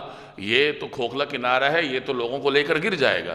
تو معلوم ہوا کہ عمارت کی بنیاد جب تقوی پر ہوتی ہے، مسجد کی بنیاد جب تقوی پر ہوتی ہے تو اسے استقرار حاصل ہوتا ہے، اور اگر اس کو سازشی تھیوریوں کی بنیاد پر تعمیر کیا جائے تو پھر اس کی مثال شفا جرف ہار سے ہے۔ دوبارہ دیکھیں، افمن، بھلا وہ، اسسا، جس نے تاسیس کی، بنیاد رکھی، بنیانہ، اپنی عمارت کی، کس پر بنیاد رکھی؟ اعلیٰ تقوی من اللہ، اللہ تعالیٰ کے خوف و رضوان اور اس کی خوشنودی پر، یعنی جس نے اپنی عمارت کی بنیاد اللہ کے خوف اور اللہ کی رضا پر رکھی ہو، خیر، وہ بہتر ہے، یا پھر وہ شخص من اسسا، جس نے بنیاد رکھی، بنیانہ، اپنی عمارت کی، اعلیٰ شفا جرف ہار، ایک ڈھانگ کے کسی گرتے ہوئے کنارے پر۔ یہ جو ایسا کنارہ ہوتا ہے جس کو پانی کھا رہا ہو، جس نے گرنا ہو، اس کے لیے عربی زبان میں ڈھانگ کا لفظ استعمال ہوتا ہے۔ تو یہاں میرے پاس جو ترجمہ ہے وہاں ڈھانگ کا لفظ استعمال کیا گیا کہ ڈھانگ کے کسی گرتے ہوئے کنارے پر اگر کسی نے عمارت کی بنیاد رکھی ہو تو وہ کنارہ اس کو لے کر گر جائے گا، فانہار بہ فی نار جہنم، پھر وہ اسے لے کر جہنم کی آگ میں جا گرے۔ مفسرین فرماتے ہیں کہ یہ جو مسجد زرار گرائی گئی تھی، یہ واقعتاً جہنم میں جا کر گری تھی، یعنی گویا آیت کا یہ حصہ اپنی حقیقت پر محمول ہے۔ اور بعض حضرات فرماتے ہیں کہ یہ گویا ایک تشبیہ ہے کہ وہ جو گرائی گئی ہے تو وہ گویا کہ جہنم میں گری ہے، یعنی اس میں جمع ہونے والے لوگ قیامت کے دن جہنم میں گرائے جائیں گے، اور ایسے ظالم لوگوں کو اللہ تعالیٰ ہدایت تک نہیں پہنچاتا۔ لا يزال بنيانهم الذي بنوا ريبة في قلوبهم الا ان تقطع قلوبهم، جو عمارت ان لوگوں نے بنائی تھی وہ ان کے دلوں میں اس وقت تک برابر شک پیدا کرتی رہے گی جب تک ان کے دل ہی ٹکڑے ٹکڑے نہیں ہو جاتے۔ واللہ علیم حکیم، اور اللہ کامل علم والا بھی ہے، کامل حکمت والا۔ یعنی انہوں نے مسجد کے نام سے جو عمارت بنائی ہے یہ ان کے دل میں مسلسل شک ڈالتی رہے گی، مطلب ان کو ہمیشہ خوف رہے گا کہ ہمارا نفاق کھل نہ جائے، اور یہ خوف کب تک رہے گا؟ جب تک ان کے دل نہ ٹکڑے ہو جائیں، یعنی جب تک ان کی موت نہ واقع ہو جائے، اس وقت تک یہ برابر اسی خوف کا شکار رہیں گے کہ کہیں ہمارے نفاق کا پردہ چاک نہ ہو جائے۔ تو اس کا ذکر اللہ نے یہاں کیا کہ یہ عمارت ان کے دلوں میں اس وقت تک ریبتاً برابر شک پیدا کرتی رہے گی جب تک ان کے دلوں کے ٹکڑے ٹکڑے نہ ہو جائیں، یعنی جب تک ان کی موت نہ ہو جائے۔ خلاصہ یہ کہ یہ تاحیات شک اور شبہ کا شکار رہیں گے۔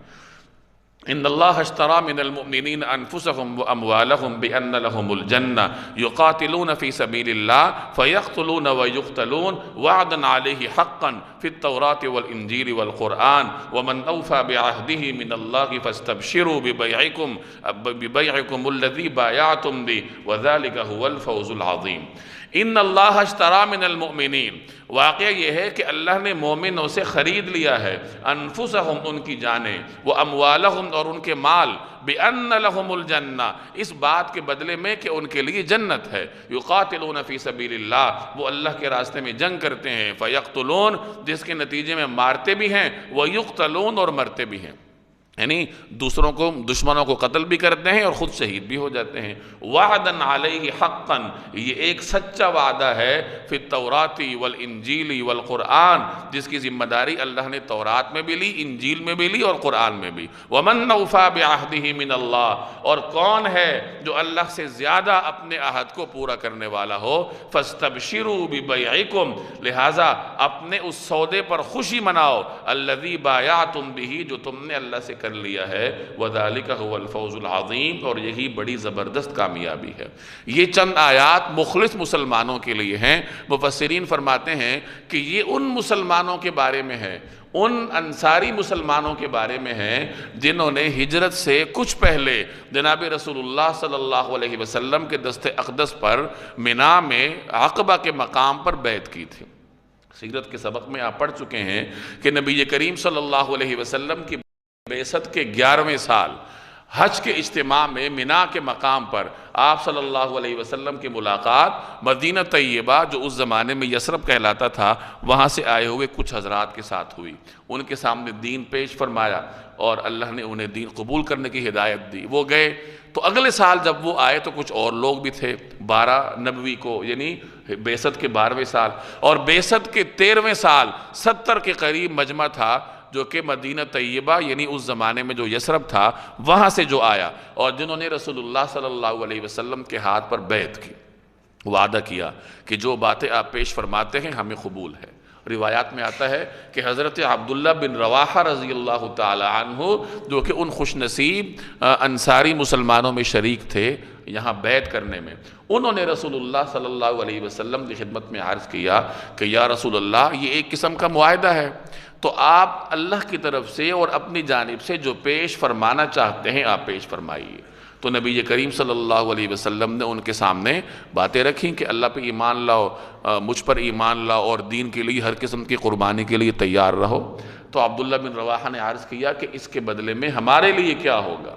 تو آپ صلی اللہ علیہ وسلم نے فرمایا کہ تمہارے لیے اس کے بدلے میں جنت ہوگی۔ تو یہ گویا کہ ایک قسم کا معاملہ تھا، یعنی بظاہر یہ معاملہ تھا کہ ہم یہ کریں گے اور اس کے بدلے میں ہمیں یہ ملے گا، اور خرید و فروخت بھی ایک معاملہ ہوتا ہے۔ تو اللہ تبارک و تعالی نے اس معاملے کو ایک قسم کی خرید و فروخت قرار دیا کہ تم لوگوں کی جانب سے محنت ہوگی، مشقت ہوگی، دین پر عمل ہوگا، اور میری جانب سے کیا ہوگا؟ جنت ہوگی۔ تجارت بھی 2 فریقوں میں ہوتی ہے، ایک فریق کی جانب سے سامان ہوتا ہے، دوسرے فریق کی جانب سے نفع ہوتا ہے، مال ہوتا ہے۔ تو یہاں مسلمان اللہ کی بارگاہ میں محنت پیش کریں گے اور اس کے بدلے میں اللہ تبارک و تعالی انہیں جنت نصیب کرے گا۔ جیسے سورہ صف میں اللہ تعالیٰ فرماتا ہے کہ میں تمہیں نہ بتاؤں ایک ایسی تجارت کے بارے میں، اور وہ تجارت کیا ہے کہ تم اللہ پہ ایمان لاؤ، رسول پر ایمان لاؤ، یوم آخرت پر ایمان لاؤ۔ تو تمہاری طرف سے جب یہ ہوگا تو اللہ کی طرف سے کیا ہوگا؟ اللہ تمہیں معاف کر دے گا، تمہیں جنت میں داخل کرے گا۔ تو یہ تو ایک قسم کا سودا ہے جو کہ انسان اللہ کے ساتھ کرتا ہے۔ التائبون العابدون الحامدون السائحون الراکعون، اس اعتبار سے مفسرین فرماتے ہیں کہ یہ آیت مکی آیت ہے، چونکہ یہ اس زمانے میں ان لوگوں کے بارے میں نازل ہوئی جو ہجرت سے پہلے جناب رسول اللہ صلی اللہ علیہ وسلم کے ہاتھ پر مینا میں عقبہ کے مقام پر بیعت کر رہے تھے۔ اور یہ کتنی عجیب بات ہے کہ جس وقت یہ معاملہ ہو رہا تھا، یعنی حضور صلی اللہ علیہ وسلم کے ہاتھ پر جب وہ بیعت کر رہے تھے، اور آپ صلی اللہ علیہ وسلم کے ساتھ حضرت عباس بھی تھے جنہوں نے اپنے اسلام کا اعلان تو نہیں کیا تھا لیکن رسول اللہ صلی اللہ علیہ وسلم کے چچا تھے اور آپ کے ساتھ محبت کا تعلق تھا، تو وہ حضور صلی اللہ علیہ وسلم کے ساتھ موجود تھے۔ تو جب انصار یہ معاملہ کر رہے تھے اور اس بیعت کو قبول کر رہے تھے تو ان میں سے ایک نے کھڑے ہو کر کہا اپنے لوگوں کو مخاطب کر کے کہ کیا تم جانتے ہو کہ اس کا انجام کیا ہوگا؟ اس کا انجام کیا ہوگا کہ تمہیں عرب و عجم سے لڑنا پڑے گا، کہ تم ایک ایسے دین میں داخل ہو رہے ہو کہ اس کو ماننے کے بعد تمہیں عرب و عجم سے لڑنا پڑے گا، کیونکہ اسلام تو سرداری کے نظام پر زد لگانے کے لیے آیا تھا، اور وہ سمجھ گئے تھے کہ اب جب ہم اس دین میں داخل ہو جائیں گے تو ہمیں پورے ماحول سے ٹکرانا پڑے گا۔ تو ایک صاحب نے کھڑے ہو کر یہ صدا لگائی کہ اے لوگو، جانتے بھی ہو کہ اس معاملے کے بعد کیا ہوگا؟ تمہیں عرب و عجم سے لڑنا پڑے گا۔ تو بیعت کرنے والوں نے کہا کہ ہمیں قبول ہے۔ یہ ان حضرات کا ایمانی جذبہ تھا۔ یہ جو ہم پڑھتے ہیں نا زمانے جاہلیت میں عرب ایسے تھے ویسے تھے، عربوں میں ہزار خامیاں ہوں گی، لیکن اللہ نے ان میں کچھ صفات بھی رکھی تھیں، پھر کبھی تفصیل سے بات کریں گے۔ ان میں کچھ صفات تھیں تو اللہ نے ان کو منتخب کیا کہ ان میں نبی کریم صلی اللہ علیہ وسلم کو مبعوث کیا، اور ان کے ذریعے اللہ نے پوری دنیا میں کیا کیا؟ دین کو پھیلایا۔ تو سب کچھ جانتے بوجھتے بھی انہوں نے رسول اللہ صلی اللہ علیہ وسلم کے ہاتھ پر بیعت کی، اور اس راستے میں ہر قسم کی قربانی کے لیے تیار رہے اور پھر قربانی دیتے بھی رہے۔ التائبون العابدون الحامدون السائحون الراکعون الساجدون الآمرون بالمعروف والناہون عن المنکر والحافظون لحدود اللہ وبشر المؤمنین۔ التائبون، توبہ کرنے والے۔ پیچھے ہے نا کہ وَذَلِكَ هُوَ الْفَوْزُ الْعَظِيمُ، کہ یہ بڑی زبردست کامیابی ہے۔ اب جنہوں نے یہ کامیاب سودا کیا ہے، جنہوں نے اللہ کے لیے ہر قسم کی محنت کی، مشقت کی، دین کے لیے جدوجہد کی، اور اس کے بدلے میں اللہ انہیں جنت دے رہا ہے، تو ان لوگوں کی خصوصیات کیا ہیں؟ اللہ فرما رہا، اب آگے ان کی خصوصیات کا بیان ہے۔ التائبون، توبہ کرنے والے، العابدون، اللہ کی بندگی کرنے والے، الحامدون، اس کی حمد کرنے والے، السائحون، روزہ رکھنے والے، الساجدون، سجدے کرنے والے، الراکعون، رکوع کرنے والے، الساجدون، سجدے کرنے والے، الآمرون بالمعروف، نیکی کی تلقین کرنے والے، والناہون عن المنکر، برائی سے روکنے والے، والحافظون لحدود اللہ، اور اللہ کی قائم کی ہوئی حدوں کی حفاظت کرنے والے، وبشر المؤمنین، اور ایسے مومنوں کو خوشخبری دے دیجیے۔ یعنی یہ تمام صفات ان میں پائی جائیں گی کہ وہ توبہ کرنے والے ہوں گے، عبادت کرنے والے ہوں گے، اللہ کی تعریف کرنے والے ہوں گے، سائحون ہوں گے۔ سائحون سے کیا مراد ہے؟ اس کی مختلف تفسیریں کی گئی ہیں۔ سائحون سیاحت سے نکلا ہے، سیاحت کرنے والے۔ اس زمانے میں عیسائیت کا چرچا تھا، اور عیسائیوں میں ایک تصور تھا کہ دین کے لیے سیاحت اختیار کرو، یعنی اپنا گھر چھوڑو، سفر پہ نکلو، جنگلوں میں جاؤ، بیابانوں میں جاؤ، بیوی بچوں کو چھوڑو، ہر چیز چھوڑو۔ تو اس کو سیاحت کا نام دے کر وہ دین کا حصہ سمجھتے تھے۔ اسلام میں تو رہبانیت نہیں ہے، اسلام تو دین اور دنیا کو ملا کر چلنے کی تلقین کرتا ہے۔ اسلام تو جہاں اللہ کے حقوق ادا کرواتا ہے وہاں بندوں کے حقوق کی بھی تاکید کرتا ہے۔ تو اب اسلام میں سیاحت کیا ہے؟ تو اسلام میں سیاحت کی کئی تفسیریں کی گئیں۔ بعض حضرات نے فرمایا کہ اس سے مراد روزہ رکھنے والے ہیں، کیونکہ روزہ رکھنا بھی گویا کہ ایک قسم کا ترک دنیا ہے کہ آدمی لذت کو چھوڑ دیتا ہے، بیوی سے دوری اختیار کر لیتا ہے۔ اور بعض حضرات نے اس سے جہاد مراد لیا۔ ایک حدیث میں آتا ہے کہ سیاحت امتی الجہاد، کہ میری امت کی سیاحت کیا ہے؟ اللہ کے راستے میں جہاد کرنا۔ تو بہرحال روزہ رکھنے والے یا جہاد کرنے والے، کچھ حضرات نے علم دین حاصل کرنے والوں کو بھی اس میں شامل کیا ہے۔ تو اللہ کے لیے ایسی صورت اختیار کرنا جس میں انسان ہر چیز پر اللہ تعالیٰ کو اور اس کے احکام کو فوقیت دے، تو وہ مراد ہے۔ السائحون، روزہ رکھنے والے، الراکعون، رکوع کرنے والے، سجدے کرنے والے، اور امر بالمعروف اور نہی عن المنکر کرنے والے، اور اللہ کی قائم کی ہوئی حدود کی حفاظت کرنے والے۔ اس کو سمجھ لیجئے، اللہ نے جو بھی احکامات دیے ہیں، ہر حکم کی اپنی حدود ہیں، اور ان حدود کو پامال کرنا دین کے خلاف ہے۔ مثلا تہجد ہے، بڑی فضیلت کی بات ہے، لیکن اس کی اپنی حدود ہیں۔ اب ایک آدمی کو تہجد میں اتنا مزہ آئے کہ وہ تہجد پڑھتا رہے، فجر کی نماز بھی تہجد میں گزار دے، تو اپنی طرف سے تو وہ نہیں کام کر رہا ہے، لیکن اس نے حدود کو پامال کی ہے۔ اسی طرح ہر چیز کی اپنی حدود ہیں جو اللہ اور اس کے رسول نے مقرر کی ہیں، ان حدود کے اندر رہتے ہوئے وہ کام دین ہوتا ہے، اور ان حدود سے جب باہر جایا جاتا ہے تو بظاہر وہ کام کتنا ہی مقدس کیوں نہ ہو لیکن وہ دین نہیں ہوتا۔ ما كان للنبي والذين آمنوا أن يستغفروا للمشركين ولو كانوا أولي قربى من بعد ما تبين لهم أنهم أصحاب الجحيم۔ ما كان للنبي، یہ بات زیب نہیں دیتی نہ تو نبی کو، والذین آمنوا، اور نہ دوسرے مومنوں کو، ان یستغفروا للمشرکین، کہ وہ مشرکین کے لیے مغفرت کی دعا کریں، ولو کانوا اولی قربا، چاہے وہ رشتہ دار ہی کیوں نہ ہو، من بعد ما تبین لہم، جبکہ ان پر یہ بات پوری طرح واضح ہو چکی ہے، انہم اصحاب الجحیم، کہ وہ دوزخی لوگ ہیں۔ چونکہ یہ برات کا اعلان اس صورت میں کیا جا رہا ہے، تو کچھ ایسے حضرات تھے جو کہ نئے نئے مسلمان ہوئے تھے، اور ان کے دوست احباب میں، رشتہ داروں میں مشرکین بھی تھے جو کہ دنیا سے جا چکے تھے، فوت ہو چکے تھے۔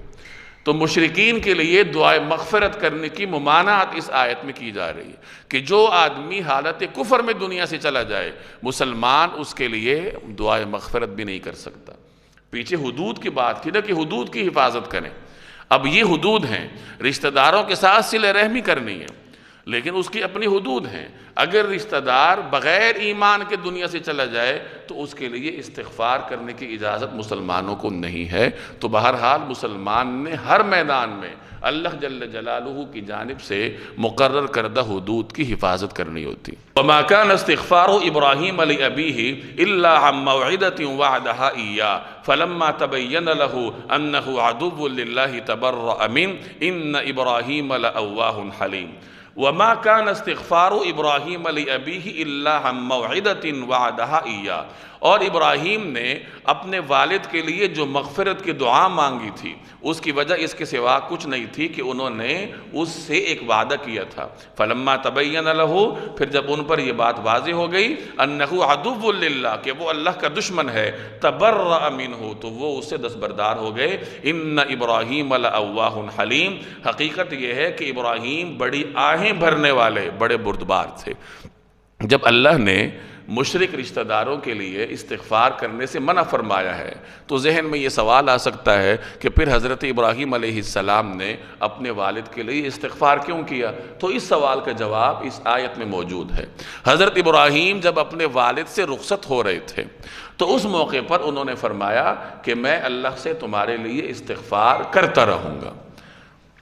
اب اس آیت میں اس کی وضاحت ہے کہ حضرت ابراہیم علیہ السلام نے اپنے والد سے وعدہ کیا تھا، لیکن جب ان پر یہ واضح ہوا کہ یہ تو اللہ کا دشمن ہے تو پھر انہوں نے اپنے والد سے برات کا اعلان کیا۔ اور اس میں یہ بات بھی ہے کہ مشرک کے لیے زندگی میں تو دعا کی جا سکتی ہے حسن ظن رکھتے ہوئے کہ اللہ تعالیٰ اس کو ہدایت کی توفیق دے دے، لیکن جب وہ حالت شرک میں دنیا سے چلا جائے پھر اس کے لیے دعائے مغفرت کرنے کی گنجائش نہیں ہے۔ تو حضرت ابراہیم نے جب ان سے وعدہ کیا تھا تو وہ اس موقع پر تھا جبکہ والد حیات تھا۔ تو زندگی میں تو انسان اپنے کسی مشرک رشتہ دار کے لیے دعا کر سکتا ہے، ہدایت کی دعا کر سکتا ہے، لیکن جب وہ اسی شرک پر دنیا سے چلا جائے پھر دعا کرنے کی اجازت نہیں۔ وَمَا كَانَ اللَّهُ لِيُضِلَّ قَوْمًا بَعْدَ إِذْ هَدَاهُمْ حَتَّى يُبَيِّنَ لَهُم مَّا يَتَّقُونَ إِنَّ اللَّهَ بِكُلِّ شَيْءٍ عَلِيمٌ۔ وَمَا كَانَ اللَّهُ لِيُضِلَّ قَوْمًا بَعْدَ إِذْ هَدَاهُمْ، اور اللہ ایسا نہیں ہے کہ کسی قوم کو ہدایت دینے کے بعد گمراہ کر دے، حَتَّى يُبَيِّنَ لَهُم مَّا يَتَّقُونَ، جب تک اس نے ان پر یہ بات واضح نہ کر دی ہو کہ انہیں کن باتوں سے بچنا ہے۔ إِنَّ اللَّهَ بِكُلِّ شَيْءٍ عَلِيمٌ، یقین رکھو کہ اللہ تبارک و تعالی ہر چیز کو خوب جانتا ہے۔ یعنی چونکہ اب تک واضح طور پر یہ حکم نہیں آیا تھا کہ مشرک رشتہ داروں کے لیے دعا نہیں کرنی، تو اگر کچھ مسلمان پہلے سے یہ کرتے آ رہے ہیں تو اللہ تعالیٰ اس کو معاف فرما دے گا، لیکن اب جب حکم واضح ہو گیا تو اب کسی کے لیے اجازت نہیں ہے کہ وہ اس حکم کی خلاف ورزی کرے۔ تو یہاں یہی فرمایا کہ اللہ تعالیٰ کسی قوم کو ہدایت دینے کے بعد گمراہ نہیں کرتا جب تک اس نے ان پر یہ بات واضح نہ کی ہو کہ انہیں کن باتوں سے بچنا ہے۔ یعنی اللہ ہر چیز واضح کرتا ہے کہ تمہیں کن کن باتوں سے بچنا ہے۔ اب جب یہ چیز واضح ہو گئی کہ اس سے بچنا ہے تو پھر اس سے بچنا تمہارے لیے لازم ہوگا۔ ان اللہ لہ ملک السماوات والارض، یقیناً اللہ ہی ہے جس کے قبضے میں سارے آسمانوں اور زمین کی سلطنت ہے۔ یحیی، وہ زندگی بھی دیتا ہے، ویمیت، اور موت بھی دیتا ہے۔ وما لکم من دون اللہ من ولی ولا نصیر، اور اللہ کے سوا تمہارا نہ کوئی رکھوالا ہے نہ مددگار۔ یہ قرآن کریم کا اسلوب ہے کہ وہ مختلف انداز سے انسان کے لیے پیغام ہدایت رکھتا ہے۔ اب منافقین کا بیان ہے، غزوہ تبوک کا بیان ہے، تو درمیان میں اللہ تبارک و تعالیٰ کے اقتدار کو بھی واضح کیا گیا ہے۔ تو اس طریقے سے جب مختلف اسالیب کے ساتھ، مختلف عنوانات کے ساتھ انسان کے سامنے ہدایت کی بات آتی ہے تو انسان کے لیے اس کو قبول کرنا آسان ہو جاتا ہے۔ لَقَدْ تَابَ اللَّهُ عَلَى النَّبِيِّ وَالْمُهَاجِرِينَ وَالْأَنصَارِ الَّذِينَ اتَّبَعُوهُ فِي سَاعَةِ الْعُسْرَةِ مِن بَعْدِ مَا كَادَ يَزِيغُ قُلُوبُ فَرِيقٍ مِّنْهُمْ ثُمَّ تَابَ عَلَيْهِمْ إِنَّهُ بِهِمْ رَءُوفٌ رَحِيمٌ۔ میں نے پہلے عرض کیا کہ جو مسلمان نبی کریم صلی اللہ علیہ وسلم کے ساتھ غزوہ تبوک میں تشریف لے گئے تھے، ان کے دو قسمیں تھیں۔ ایک مسلمان تو وہ تھے جو فوری طور پر بغیر کسی قسم کے تاخیر کیے اس حکم پہ عمل کرنے کے لیے آمادہ تھے، اور کچھ حضرات ایسے تھے جن کے دلوں میں تھوڑے بہت وسوسے آئے تھے اور کچھ ڈگمگائے تھے، لیکن بعد میں اللہ تبارک و تعالیٰ نے انہیں توفیق دے دی تھی اور وہ نبی کریم صلی اللہ علیہ وسلم کے ساتھ تشریف لے گئے تھے۔ مفسرین نے بنو حارثہ اور بنو سلمہ کے نام ذکر کیے ہیں کہ ان کے دل کچھ ڈگمگائے تھے اور بعد میں وہ جہاد کے لیے نبی کریم صلی اللہ علیہ وسلم کے ہمراہ حاضر ہو گئے تھے، تو یہاں ان کا ذکر ہے۔ تو فرمائے لَقَدْ تَابَ اللَّهُ، اللہ نے رحمت کی نظر فرمائی ہے، علی النبی، یہ نبی پر، والمہاجرین، اور ان مہاجرین، والانصار، اور انصار پر، الذین اتبعوہ فی ساعۃ العسرۃ، عسرہ کہتے ہیں تنگی کو، ساعہ کہتے ہیں گھڑی کو، جنہوں نے ایسی مشکل کی گھڑی میں نبی کا ساتھ دیا، من بعد، بعد اس کے، ما کاد یزیغ قلوب فریق منہم، کہ قریب تھا کہ ان میں سے ایک گروہ کے دل ڈگمگا جائیں، ثم تاب علیہم، پھر اللہ نے ان کے حال پر توجہ فرمائی، انہو بہم رؤوف الرحیم، یقیناً وہ ان کے لیے بہت شفیق اور بڑا مہربان ہے۔ یعنی ان کے دل ڈگمگائے لیکن اللہ نے ان پر توجہ فرمائی، ان کی توبہ کو قبول کیا اور انہیں توفیق دی، اور وہ نبی کریم صلی اللہ علیہ وسلم کے ساتھ اس سفر میں شامل ہوئے۔ وعلی الثلاثۃ الذین خلفوا، اب اس آیت میں ان تین حضرات کے واقعے کا بیان ہے جنہوں نے رسول اللہ صلی اللہ علیہ وسلم کے ہمراہ اس غزوے میں شرکت نہیں فرمائی اور توبہ میں سبقت بھی نہ کر سکے۔ حضرت کعب رضی اللہ تعالی عنہ تفصیل کے ساتھ اپنا یہ واقعہ بیان فرماتے ہیں۔ میں نے پہلے عرض کیا کہ 10 کے قریب صحابہ ایسے تھے جو کہ اس غزوے میں نبی کریم صلی اللہ علیہ وسلم کے ساتھ نہیں جا سکے تھے، لیکن تھے وہ مخلص مسلمان۔ ان میں سے 7 لوگوں نے اپنے آپ کو ستون سے باندھ لیا تھا اور نبی کریم صلی اللہ علیہ وسلم پر اللہ نے ان کی توبہ کو نازل فرمایا اور ان کی معافی ہو گئی۔ 3 حضرات وہ تھے جو کہ توبہ کرنے کے لیے سبقت نہیں کر سکے تھے، ان میں ایک حضرت کعب رضی اللہ تعالی عنہ تھے، اور دوسرے حضرت ہلال بن ربیع تھے، اور تیسرے حضرت مرارہ رضی اللہ تعالی عنہ تھے۔ یہ مخلص مسلمان تھے اور ان کے پاس کوئی عذر بھی نہیں تھا لیکن نہیں جا سکے۔ حضرت کعب رضی اللہ تعالی عنہ اپنے اس نہ جانے کا واقعہ بڑی تفصیل سے بیان فرماتے ہیں۔ چنانچہ وہ فرماتے ہیں کہ جب حضور صلی اللہ علیہ وسلم نے تبوک میں جانے کا حکم دیا تو یہ ایسی صورتحال تھی کہ میں بھرپور خوشحال تھا۔ میرے پاس 2 سواریاں تھیں جو پہلے کبھی نہیں ہوئیں، اور ہر اعتبار سے میں خوشحال تھا اور جانے کی نیت بھی تھی، لیکن بس یہی کہتا تھا کہ آج جاتا ہوں، کل جاتا ہوں، آج جاتا ہوں، کل جاتا ہوں۔ اتنے میں نبی کریم صلی اللہ علیہ وسلم صحابہ کو لے کر روانہ ہوئے۔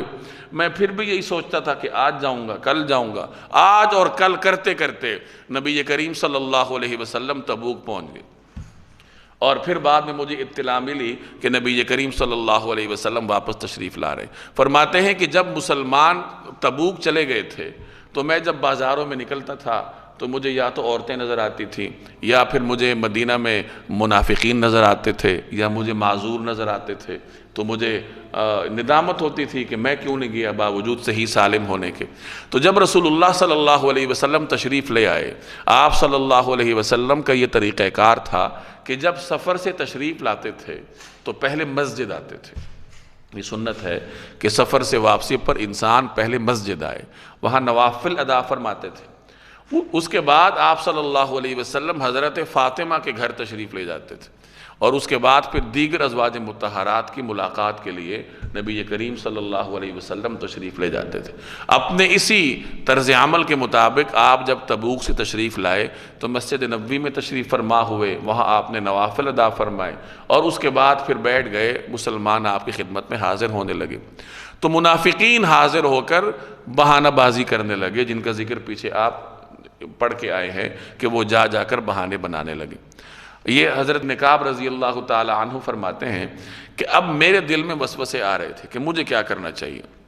مجھے لوگ کہنے لگے کہ جا کر عذر کر دو، کوئی بہانہ بنا لو، نبی کریم صلی اللہ علیہ وسلم تمہارے لیے دعا فرما دیں گے، اور آپ علیہ السلام کی دعا جو ہے وہ تمہارے گناہوں کا کفارہ بن جائے گی، یہ جو جھوٹ بولو گے وہ بھی اللہ تعالیٰ معاف کر دے گا۔ لیکن یہ فرماتے ہیں کہ میرے دل نے یہ گوارہ نہیں کیا کہ ایک تو میں گیا نہیں، اور اوپر سے میں جھوٹ بول کر نبی کریم صلی اللہ علیہ وسلم کے سامنے اپنے لیے دوہرے گناہ کا بندوبست کروں۔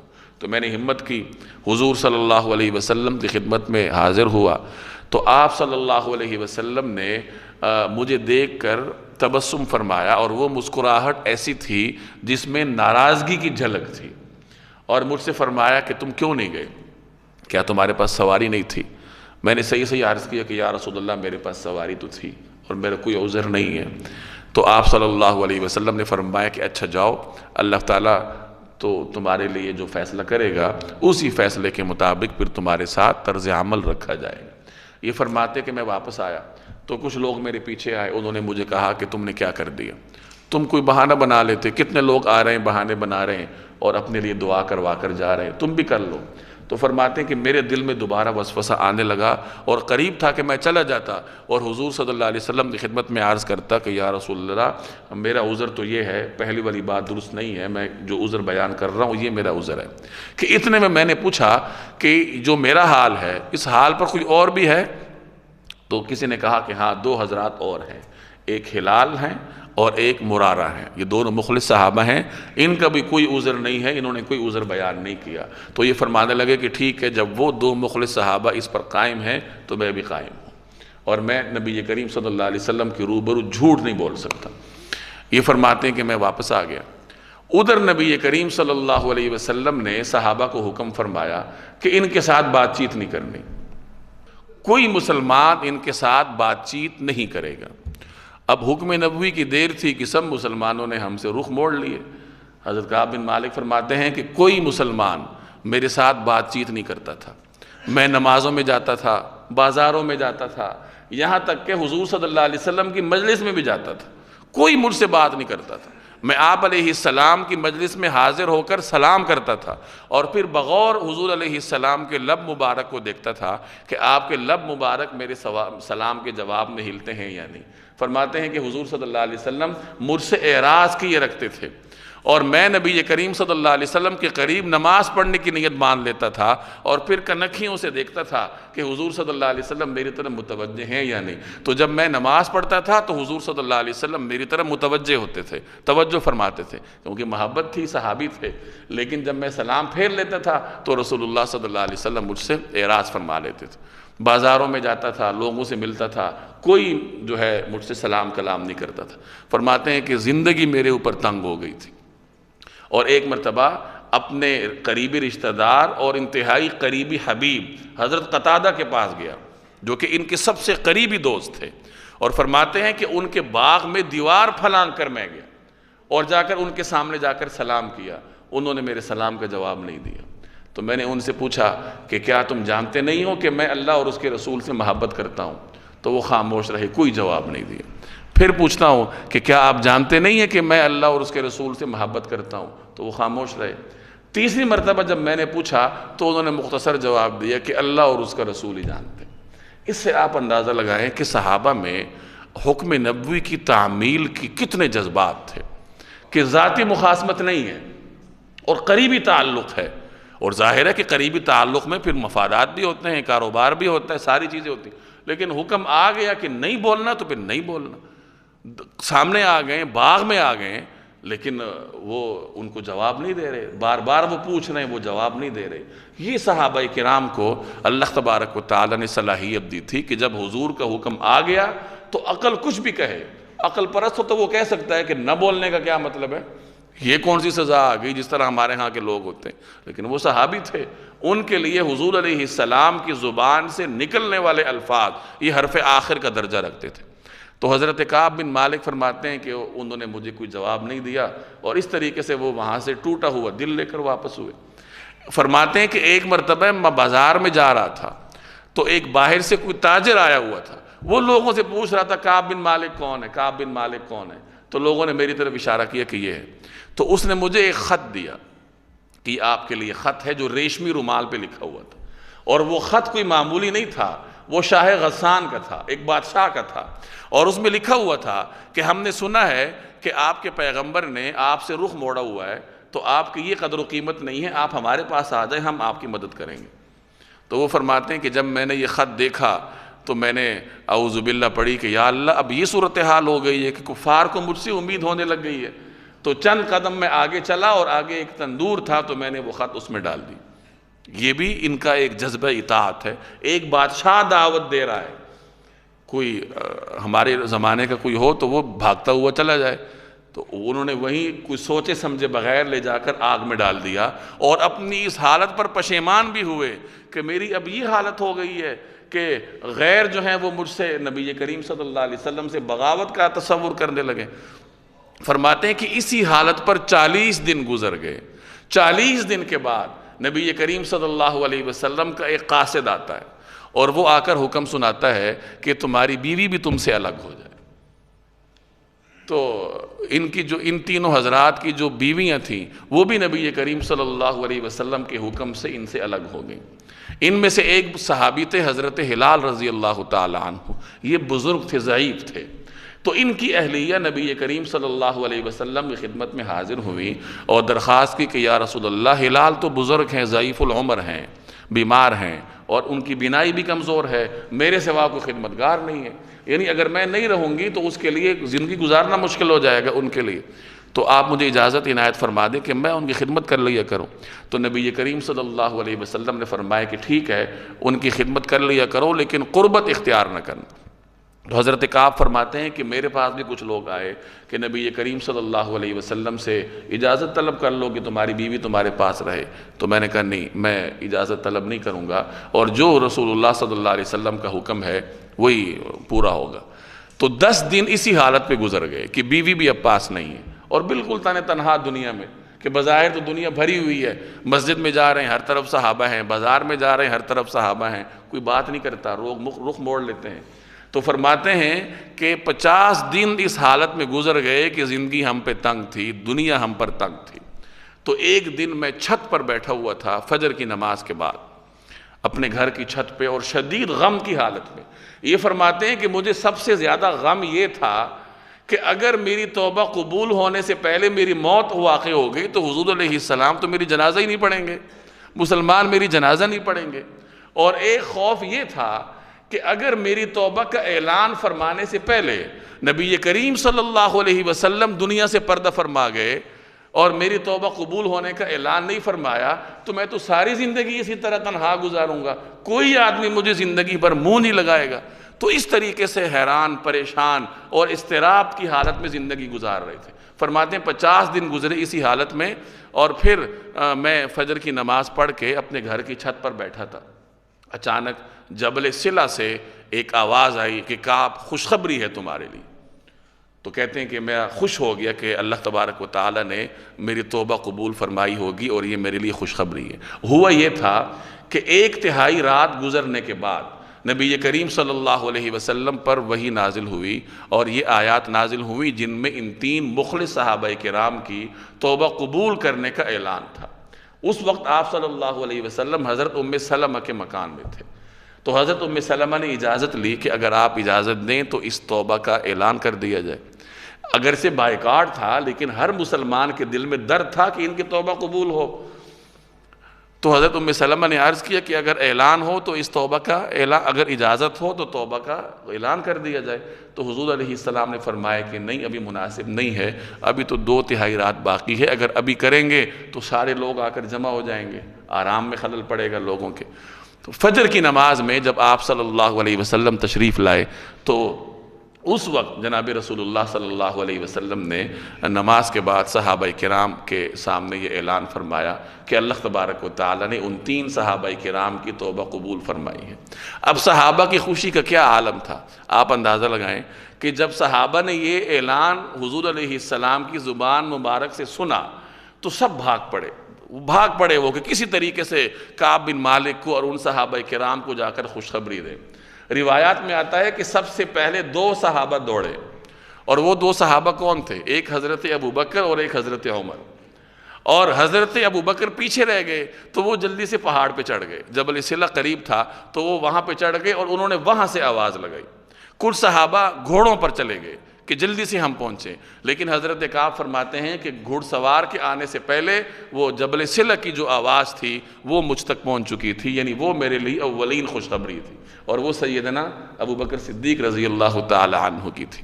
حضرت کعب فرماتے ہیں کہ میں پھر مسجد نبوی میں حاضر ہوا تو میں نے دیکھا کہ نبی کریم صلی اللہ علیہ وسلم تشریف فرما ہیں، صحابہ ہیں، اور آپ صلی اللہ علیہ وسلم کا چہرہ انتہائی پر نور ہے، یعنی خوش ہیں آپ۔ اور سب سے پہلے جو میری طرف پرجوش طریقے سے گرم جوشی کے ساتھ مبارکباد دینے کے لیے صحابی بڑے وہ حضرت طلحہ ہیں، اور میں ساری زندگی ان کو نہیں بھولوں گا۔ اس سے یہ معلوم ہوا کہ اگر کوئی آدمی آپ کی خوشی میں گرم جوشی کے ساتھ شرکت کرتا ہے تو وہ انسان کو تعمر یاد رہتا ہے۔ یہ ہماری کمزوری ہے ہمارے معاشرے میں کہ غم منانے کے لیے تو پہنچ جاتے ہیں لیکن خوشی منانے کے لیے کوئی آدمی گرم جوشی کا اظہار نہیں کرتا۔ مصیبت یہ ہے کہ ہم ایک دوسرے کی خوشی پر خوش بھی نہیں ہوتے۔ تو خوشی منانے میں بھی اپنے بھائیوں کے ساتھ گرم جوشی کا مظاہرہ کرنا چاہیے، جیسے صحابہ کا طرز عمل آپ نے دیکھا کہ بھاگ پڑے کہ جلدی سے پہنچ جائیں۔ حضرت ابو بکر جیسے صحابی پہاڑ پہ چڑھ گئے کہ جلدی سے میری آواز جو ہے ان تک پہنچ جائے، اور جب وہ مسجد میں حاضر ہوتے ہیں تو صحابہ ان کی طرف بڑھے ان کا استقبال کے لیے، تو جو سب سے پہلے گرم جوشی کے ساتھ ان کے پاس آئے ان کا نام حضرت کعب کو یاد تھا، اور وہ ان کا ذکر بھی کرتے ہیں۔ تو پھر وہ رسول اللہ صلی اللہ علیہ وسلم کی خدمت میں حاضر ہوئے، اور آپ صلی اللہ علیہ وسلم نے پھر ان کو توبہ قبول ہونے کی بشارت سنائی۔ حضرت کعب فرماتے ہیں کہ اس موقع پر میں نے عرض کیا کہ یا رسول اللہ اگر آپ اجازت دیں تو جس مال کی وجہ سے میں یہ غزوے میں نہیں جا سکا یہ سارے کا سارا مال میں صدقہ کرتا ہوں۔ تو آپ نے فرمایا کہ نہیں، کچھ اپنے اہل و عیال کے لیے رکھو۔ تو میں نے عرض کیا کہ آدھا مال صدقہ کر دیتا ہوں، آپ نے فرمایا کہ نہیں۔ تو میں نے عرض کیا کہ 1/3 مال صدقہ کر دیتا ہوں، تو 1/3 مال جناب رسول اللہ صلی اللہ علیہ وسلم نے قبول فرمایا۔ ان میں سے ایک صحابی ایسے تھے جنہیں باغ نے روک رکھا تھا، اور ایک صحابی ایسے تھے جن کے اہل و عیال اس موقع پر جمع تھے، اور انہوں نے اس موقع کو مطلب ضائع کرنا مناسب نہیں سمجھا، اور یہی سمجھا کہ میں ان کے ساتھ رہوں، بعد میں جا کر مل لوں گا۔ یہی وہ چیزیں ہوتی ہیں جو انسان کو دین پر عمل کرنے کے راستے میں رکاوٹ بنتی ہیں، جن کے بارے میں قرآن کریم کہتا ہے انما اموالکم و اولادکم فتنہ، اور یہ تمام حالات اللہ نے صحابہ پر گزارے، ان کے حالات ہم تک پہنچائے، اور تاکہ انسان جو ہے وہ اپنے آپ کو ان حالات سے بچانے کی کوشش کرے۔ تو یہ تفصیلی واقعہ ہے جس کا مختصراً اگلی آیت میں ذکر ہے، اور ان کی توبہ اللہ نے قبول فرمائی، اور توبہ قبول اسی صورت میں فرمائی گئی، تو اسی وجہ سے اس صورت کا نام سورۃ التوبہ ہے۔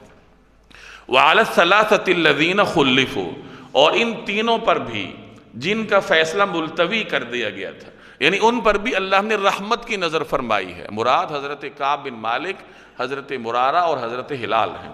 حَتَّى إِذَا ضَاقَتْ عَلَيْهِمُ الْأَرْضُ، یہاں تک کہ جب ان پر یہ زمین تنگ ہو گئی تھی، بِمَا رَحُبَتْ، باوجود اپنی وسعتوں کے، یعنی زمین ان پر باوجود اپنی وسعتوں کے تنگ ہو گئی تھی۔ وَضَاقَتْ عَلَيْهِمْ أَنفُسُهُمْ، ان کی زندگیاں ان پر دو بھر ہو گئیں۔ وَظَنُّوا، اور انہوں نے سمجھ لیا اللہ ملجأ من اللہ الا الیہ، کہ اللہ سے خود اسی کی پناہ میں آئے بغیر کہیں اور پناہ نہیں مل سکتی، یعنی اللہ کی پکڑ سے اللہ ہی بچا سکتا ہے، کہیں اور ہمارے لیے جائے پناہ نہیں ہے۔ ثم تاب علیہم، پھر اللہ نے ان پر رحم فرمایا، لیتوبوا، تاکہ وہ آئندہ اللہ ہی سے رجوع کیا کریں، ان اللہ هو التواب الرحیم، یقین جانو اللہ بہت معاف کرنے والا بڑا مہربان ہے۔ یا ایھا الذین آمنوا، اے ایمان والو، اتقوا اللہ، اللہ سے ڈرو، وکونوا مع الصادقین، اور سچے لوگوں کے ساتھ رہا کرو۔ حضرت کعب بن مالک کو اللہ نے سچ کی وجہ سے بچایا۔ وہ فرمایا کرتے تھے کہ مجھے اللہ نے سچ کی وجہ سے نجات دی، کہ وقتی طور پر میں سزا سے گزرا، لیکن اسی سچ نے مجھے ابدی نجات عطا کی، تو میں آئندہ اپنی زبان سے سچ کے سوا کچھ نہیں نکالوں گا۔ اور چونکہ ان کی توبہ سچ کی وجہ سے قبول ہوئی، تو یہاں اللہ نے سچ کا ذکر کیا ہے کہ دیکھو اللہ سے ڈرو اور سچے لوگوں کے ساتھ رہو۔ سچے لوگوں کے ساتھ رہو گے تو آپ میں سچائی پیدا ہوگی۔ انسان جس ماحول میں اٹھتا بیٹھتا ہے، وہی ماحول اسی پر اثر انداز ہوتا ہے۔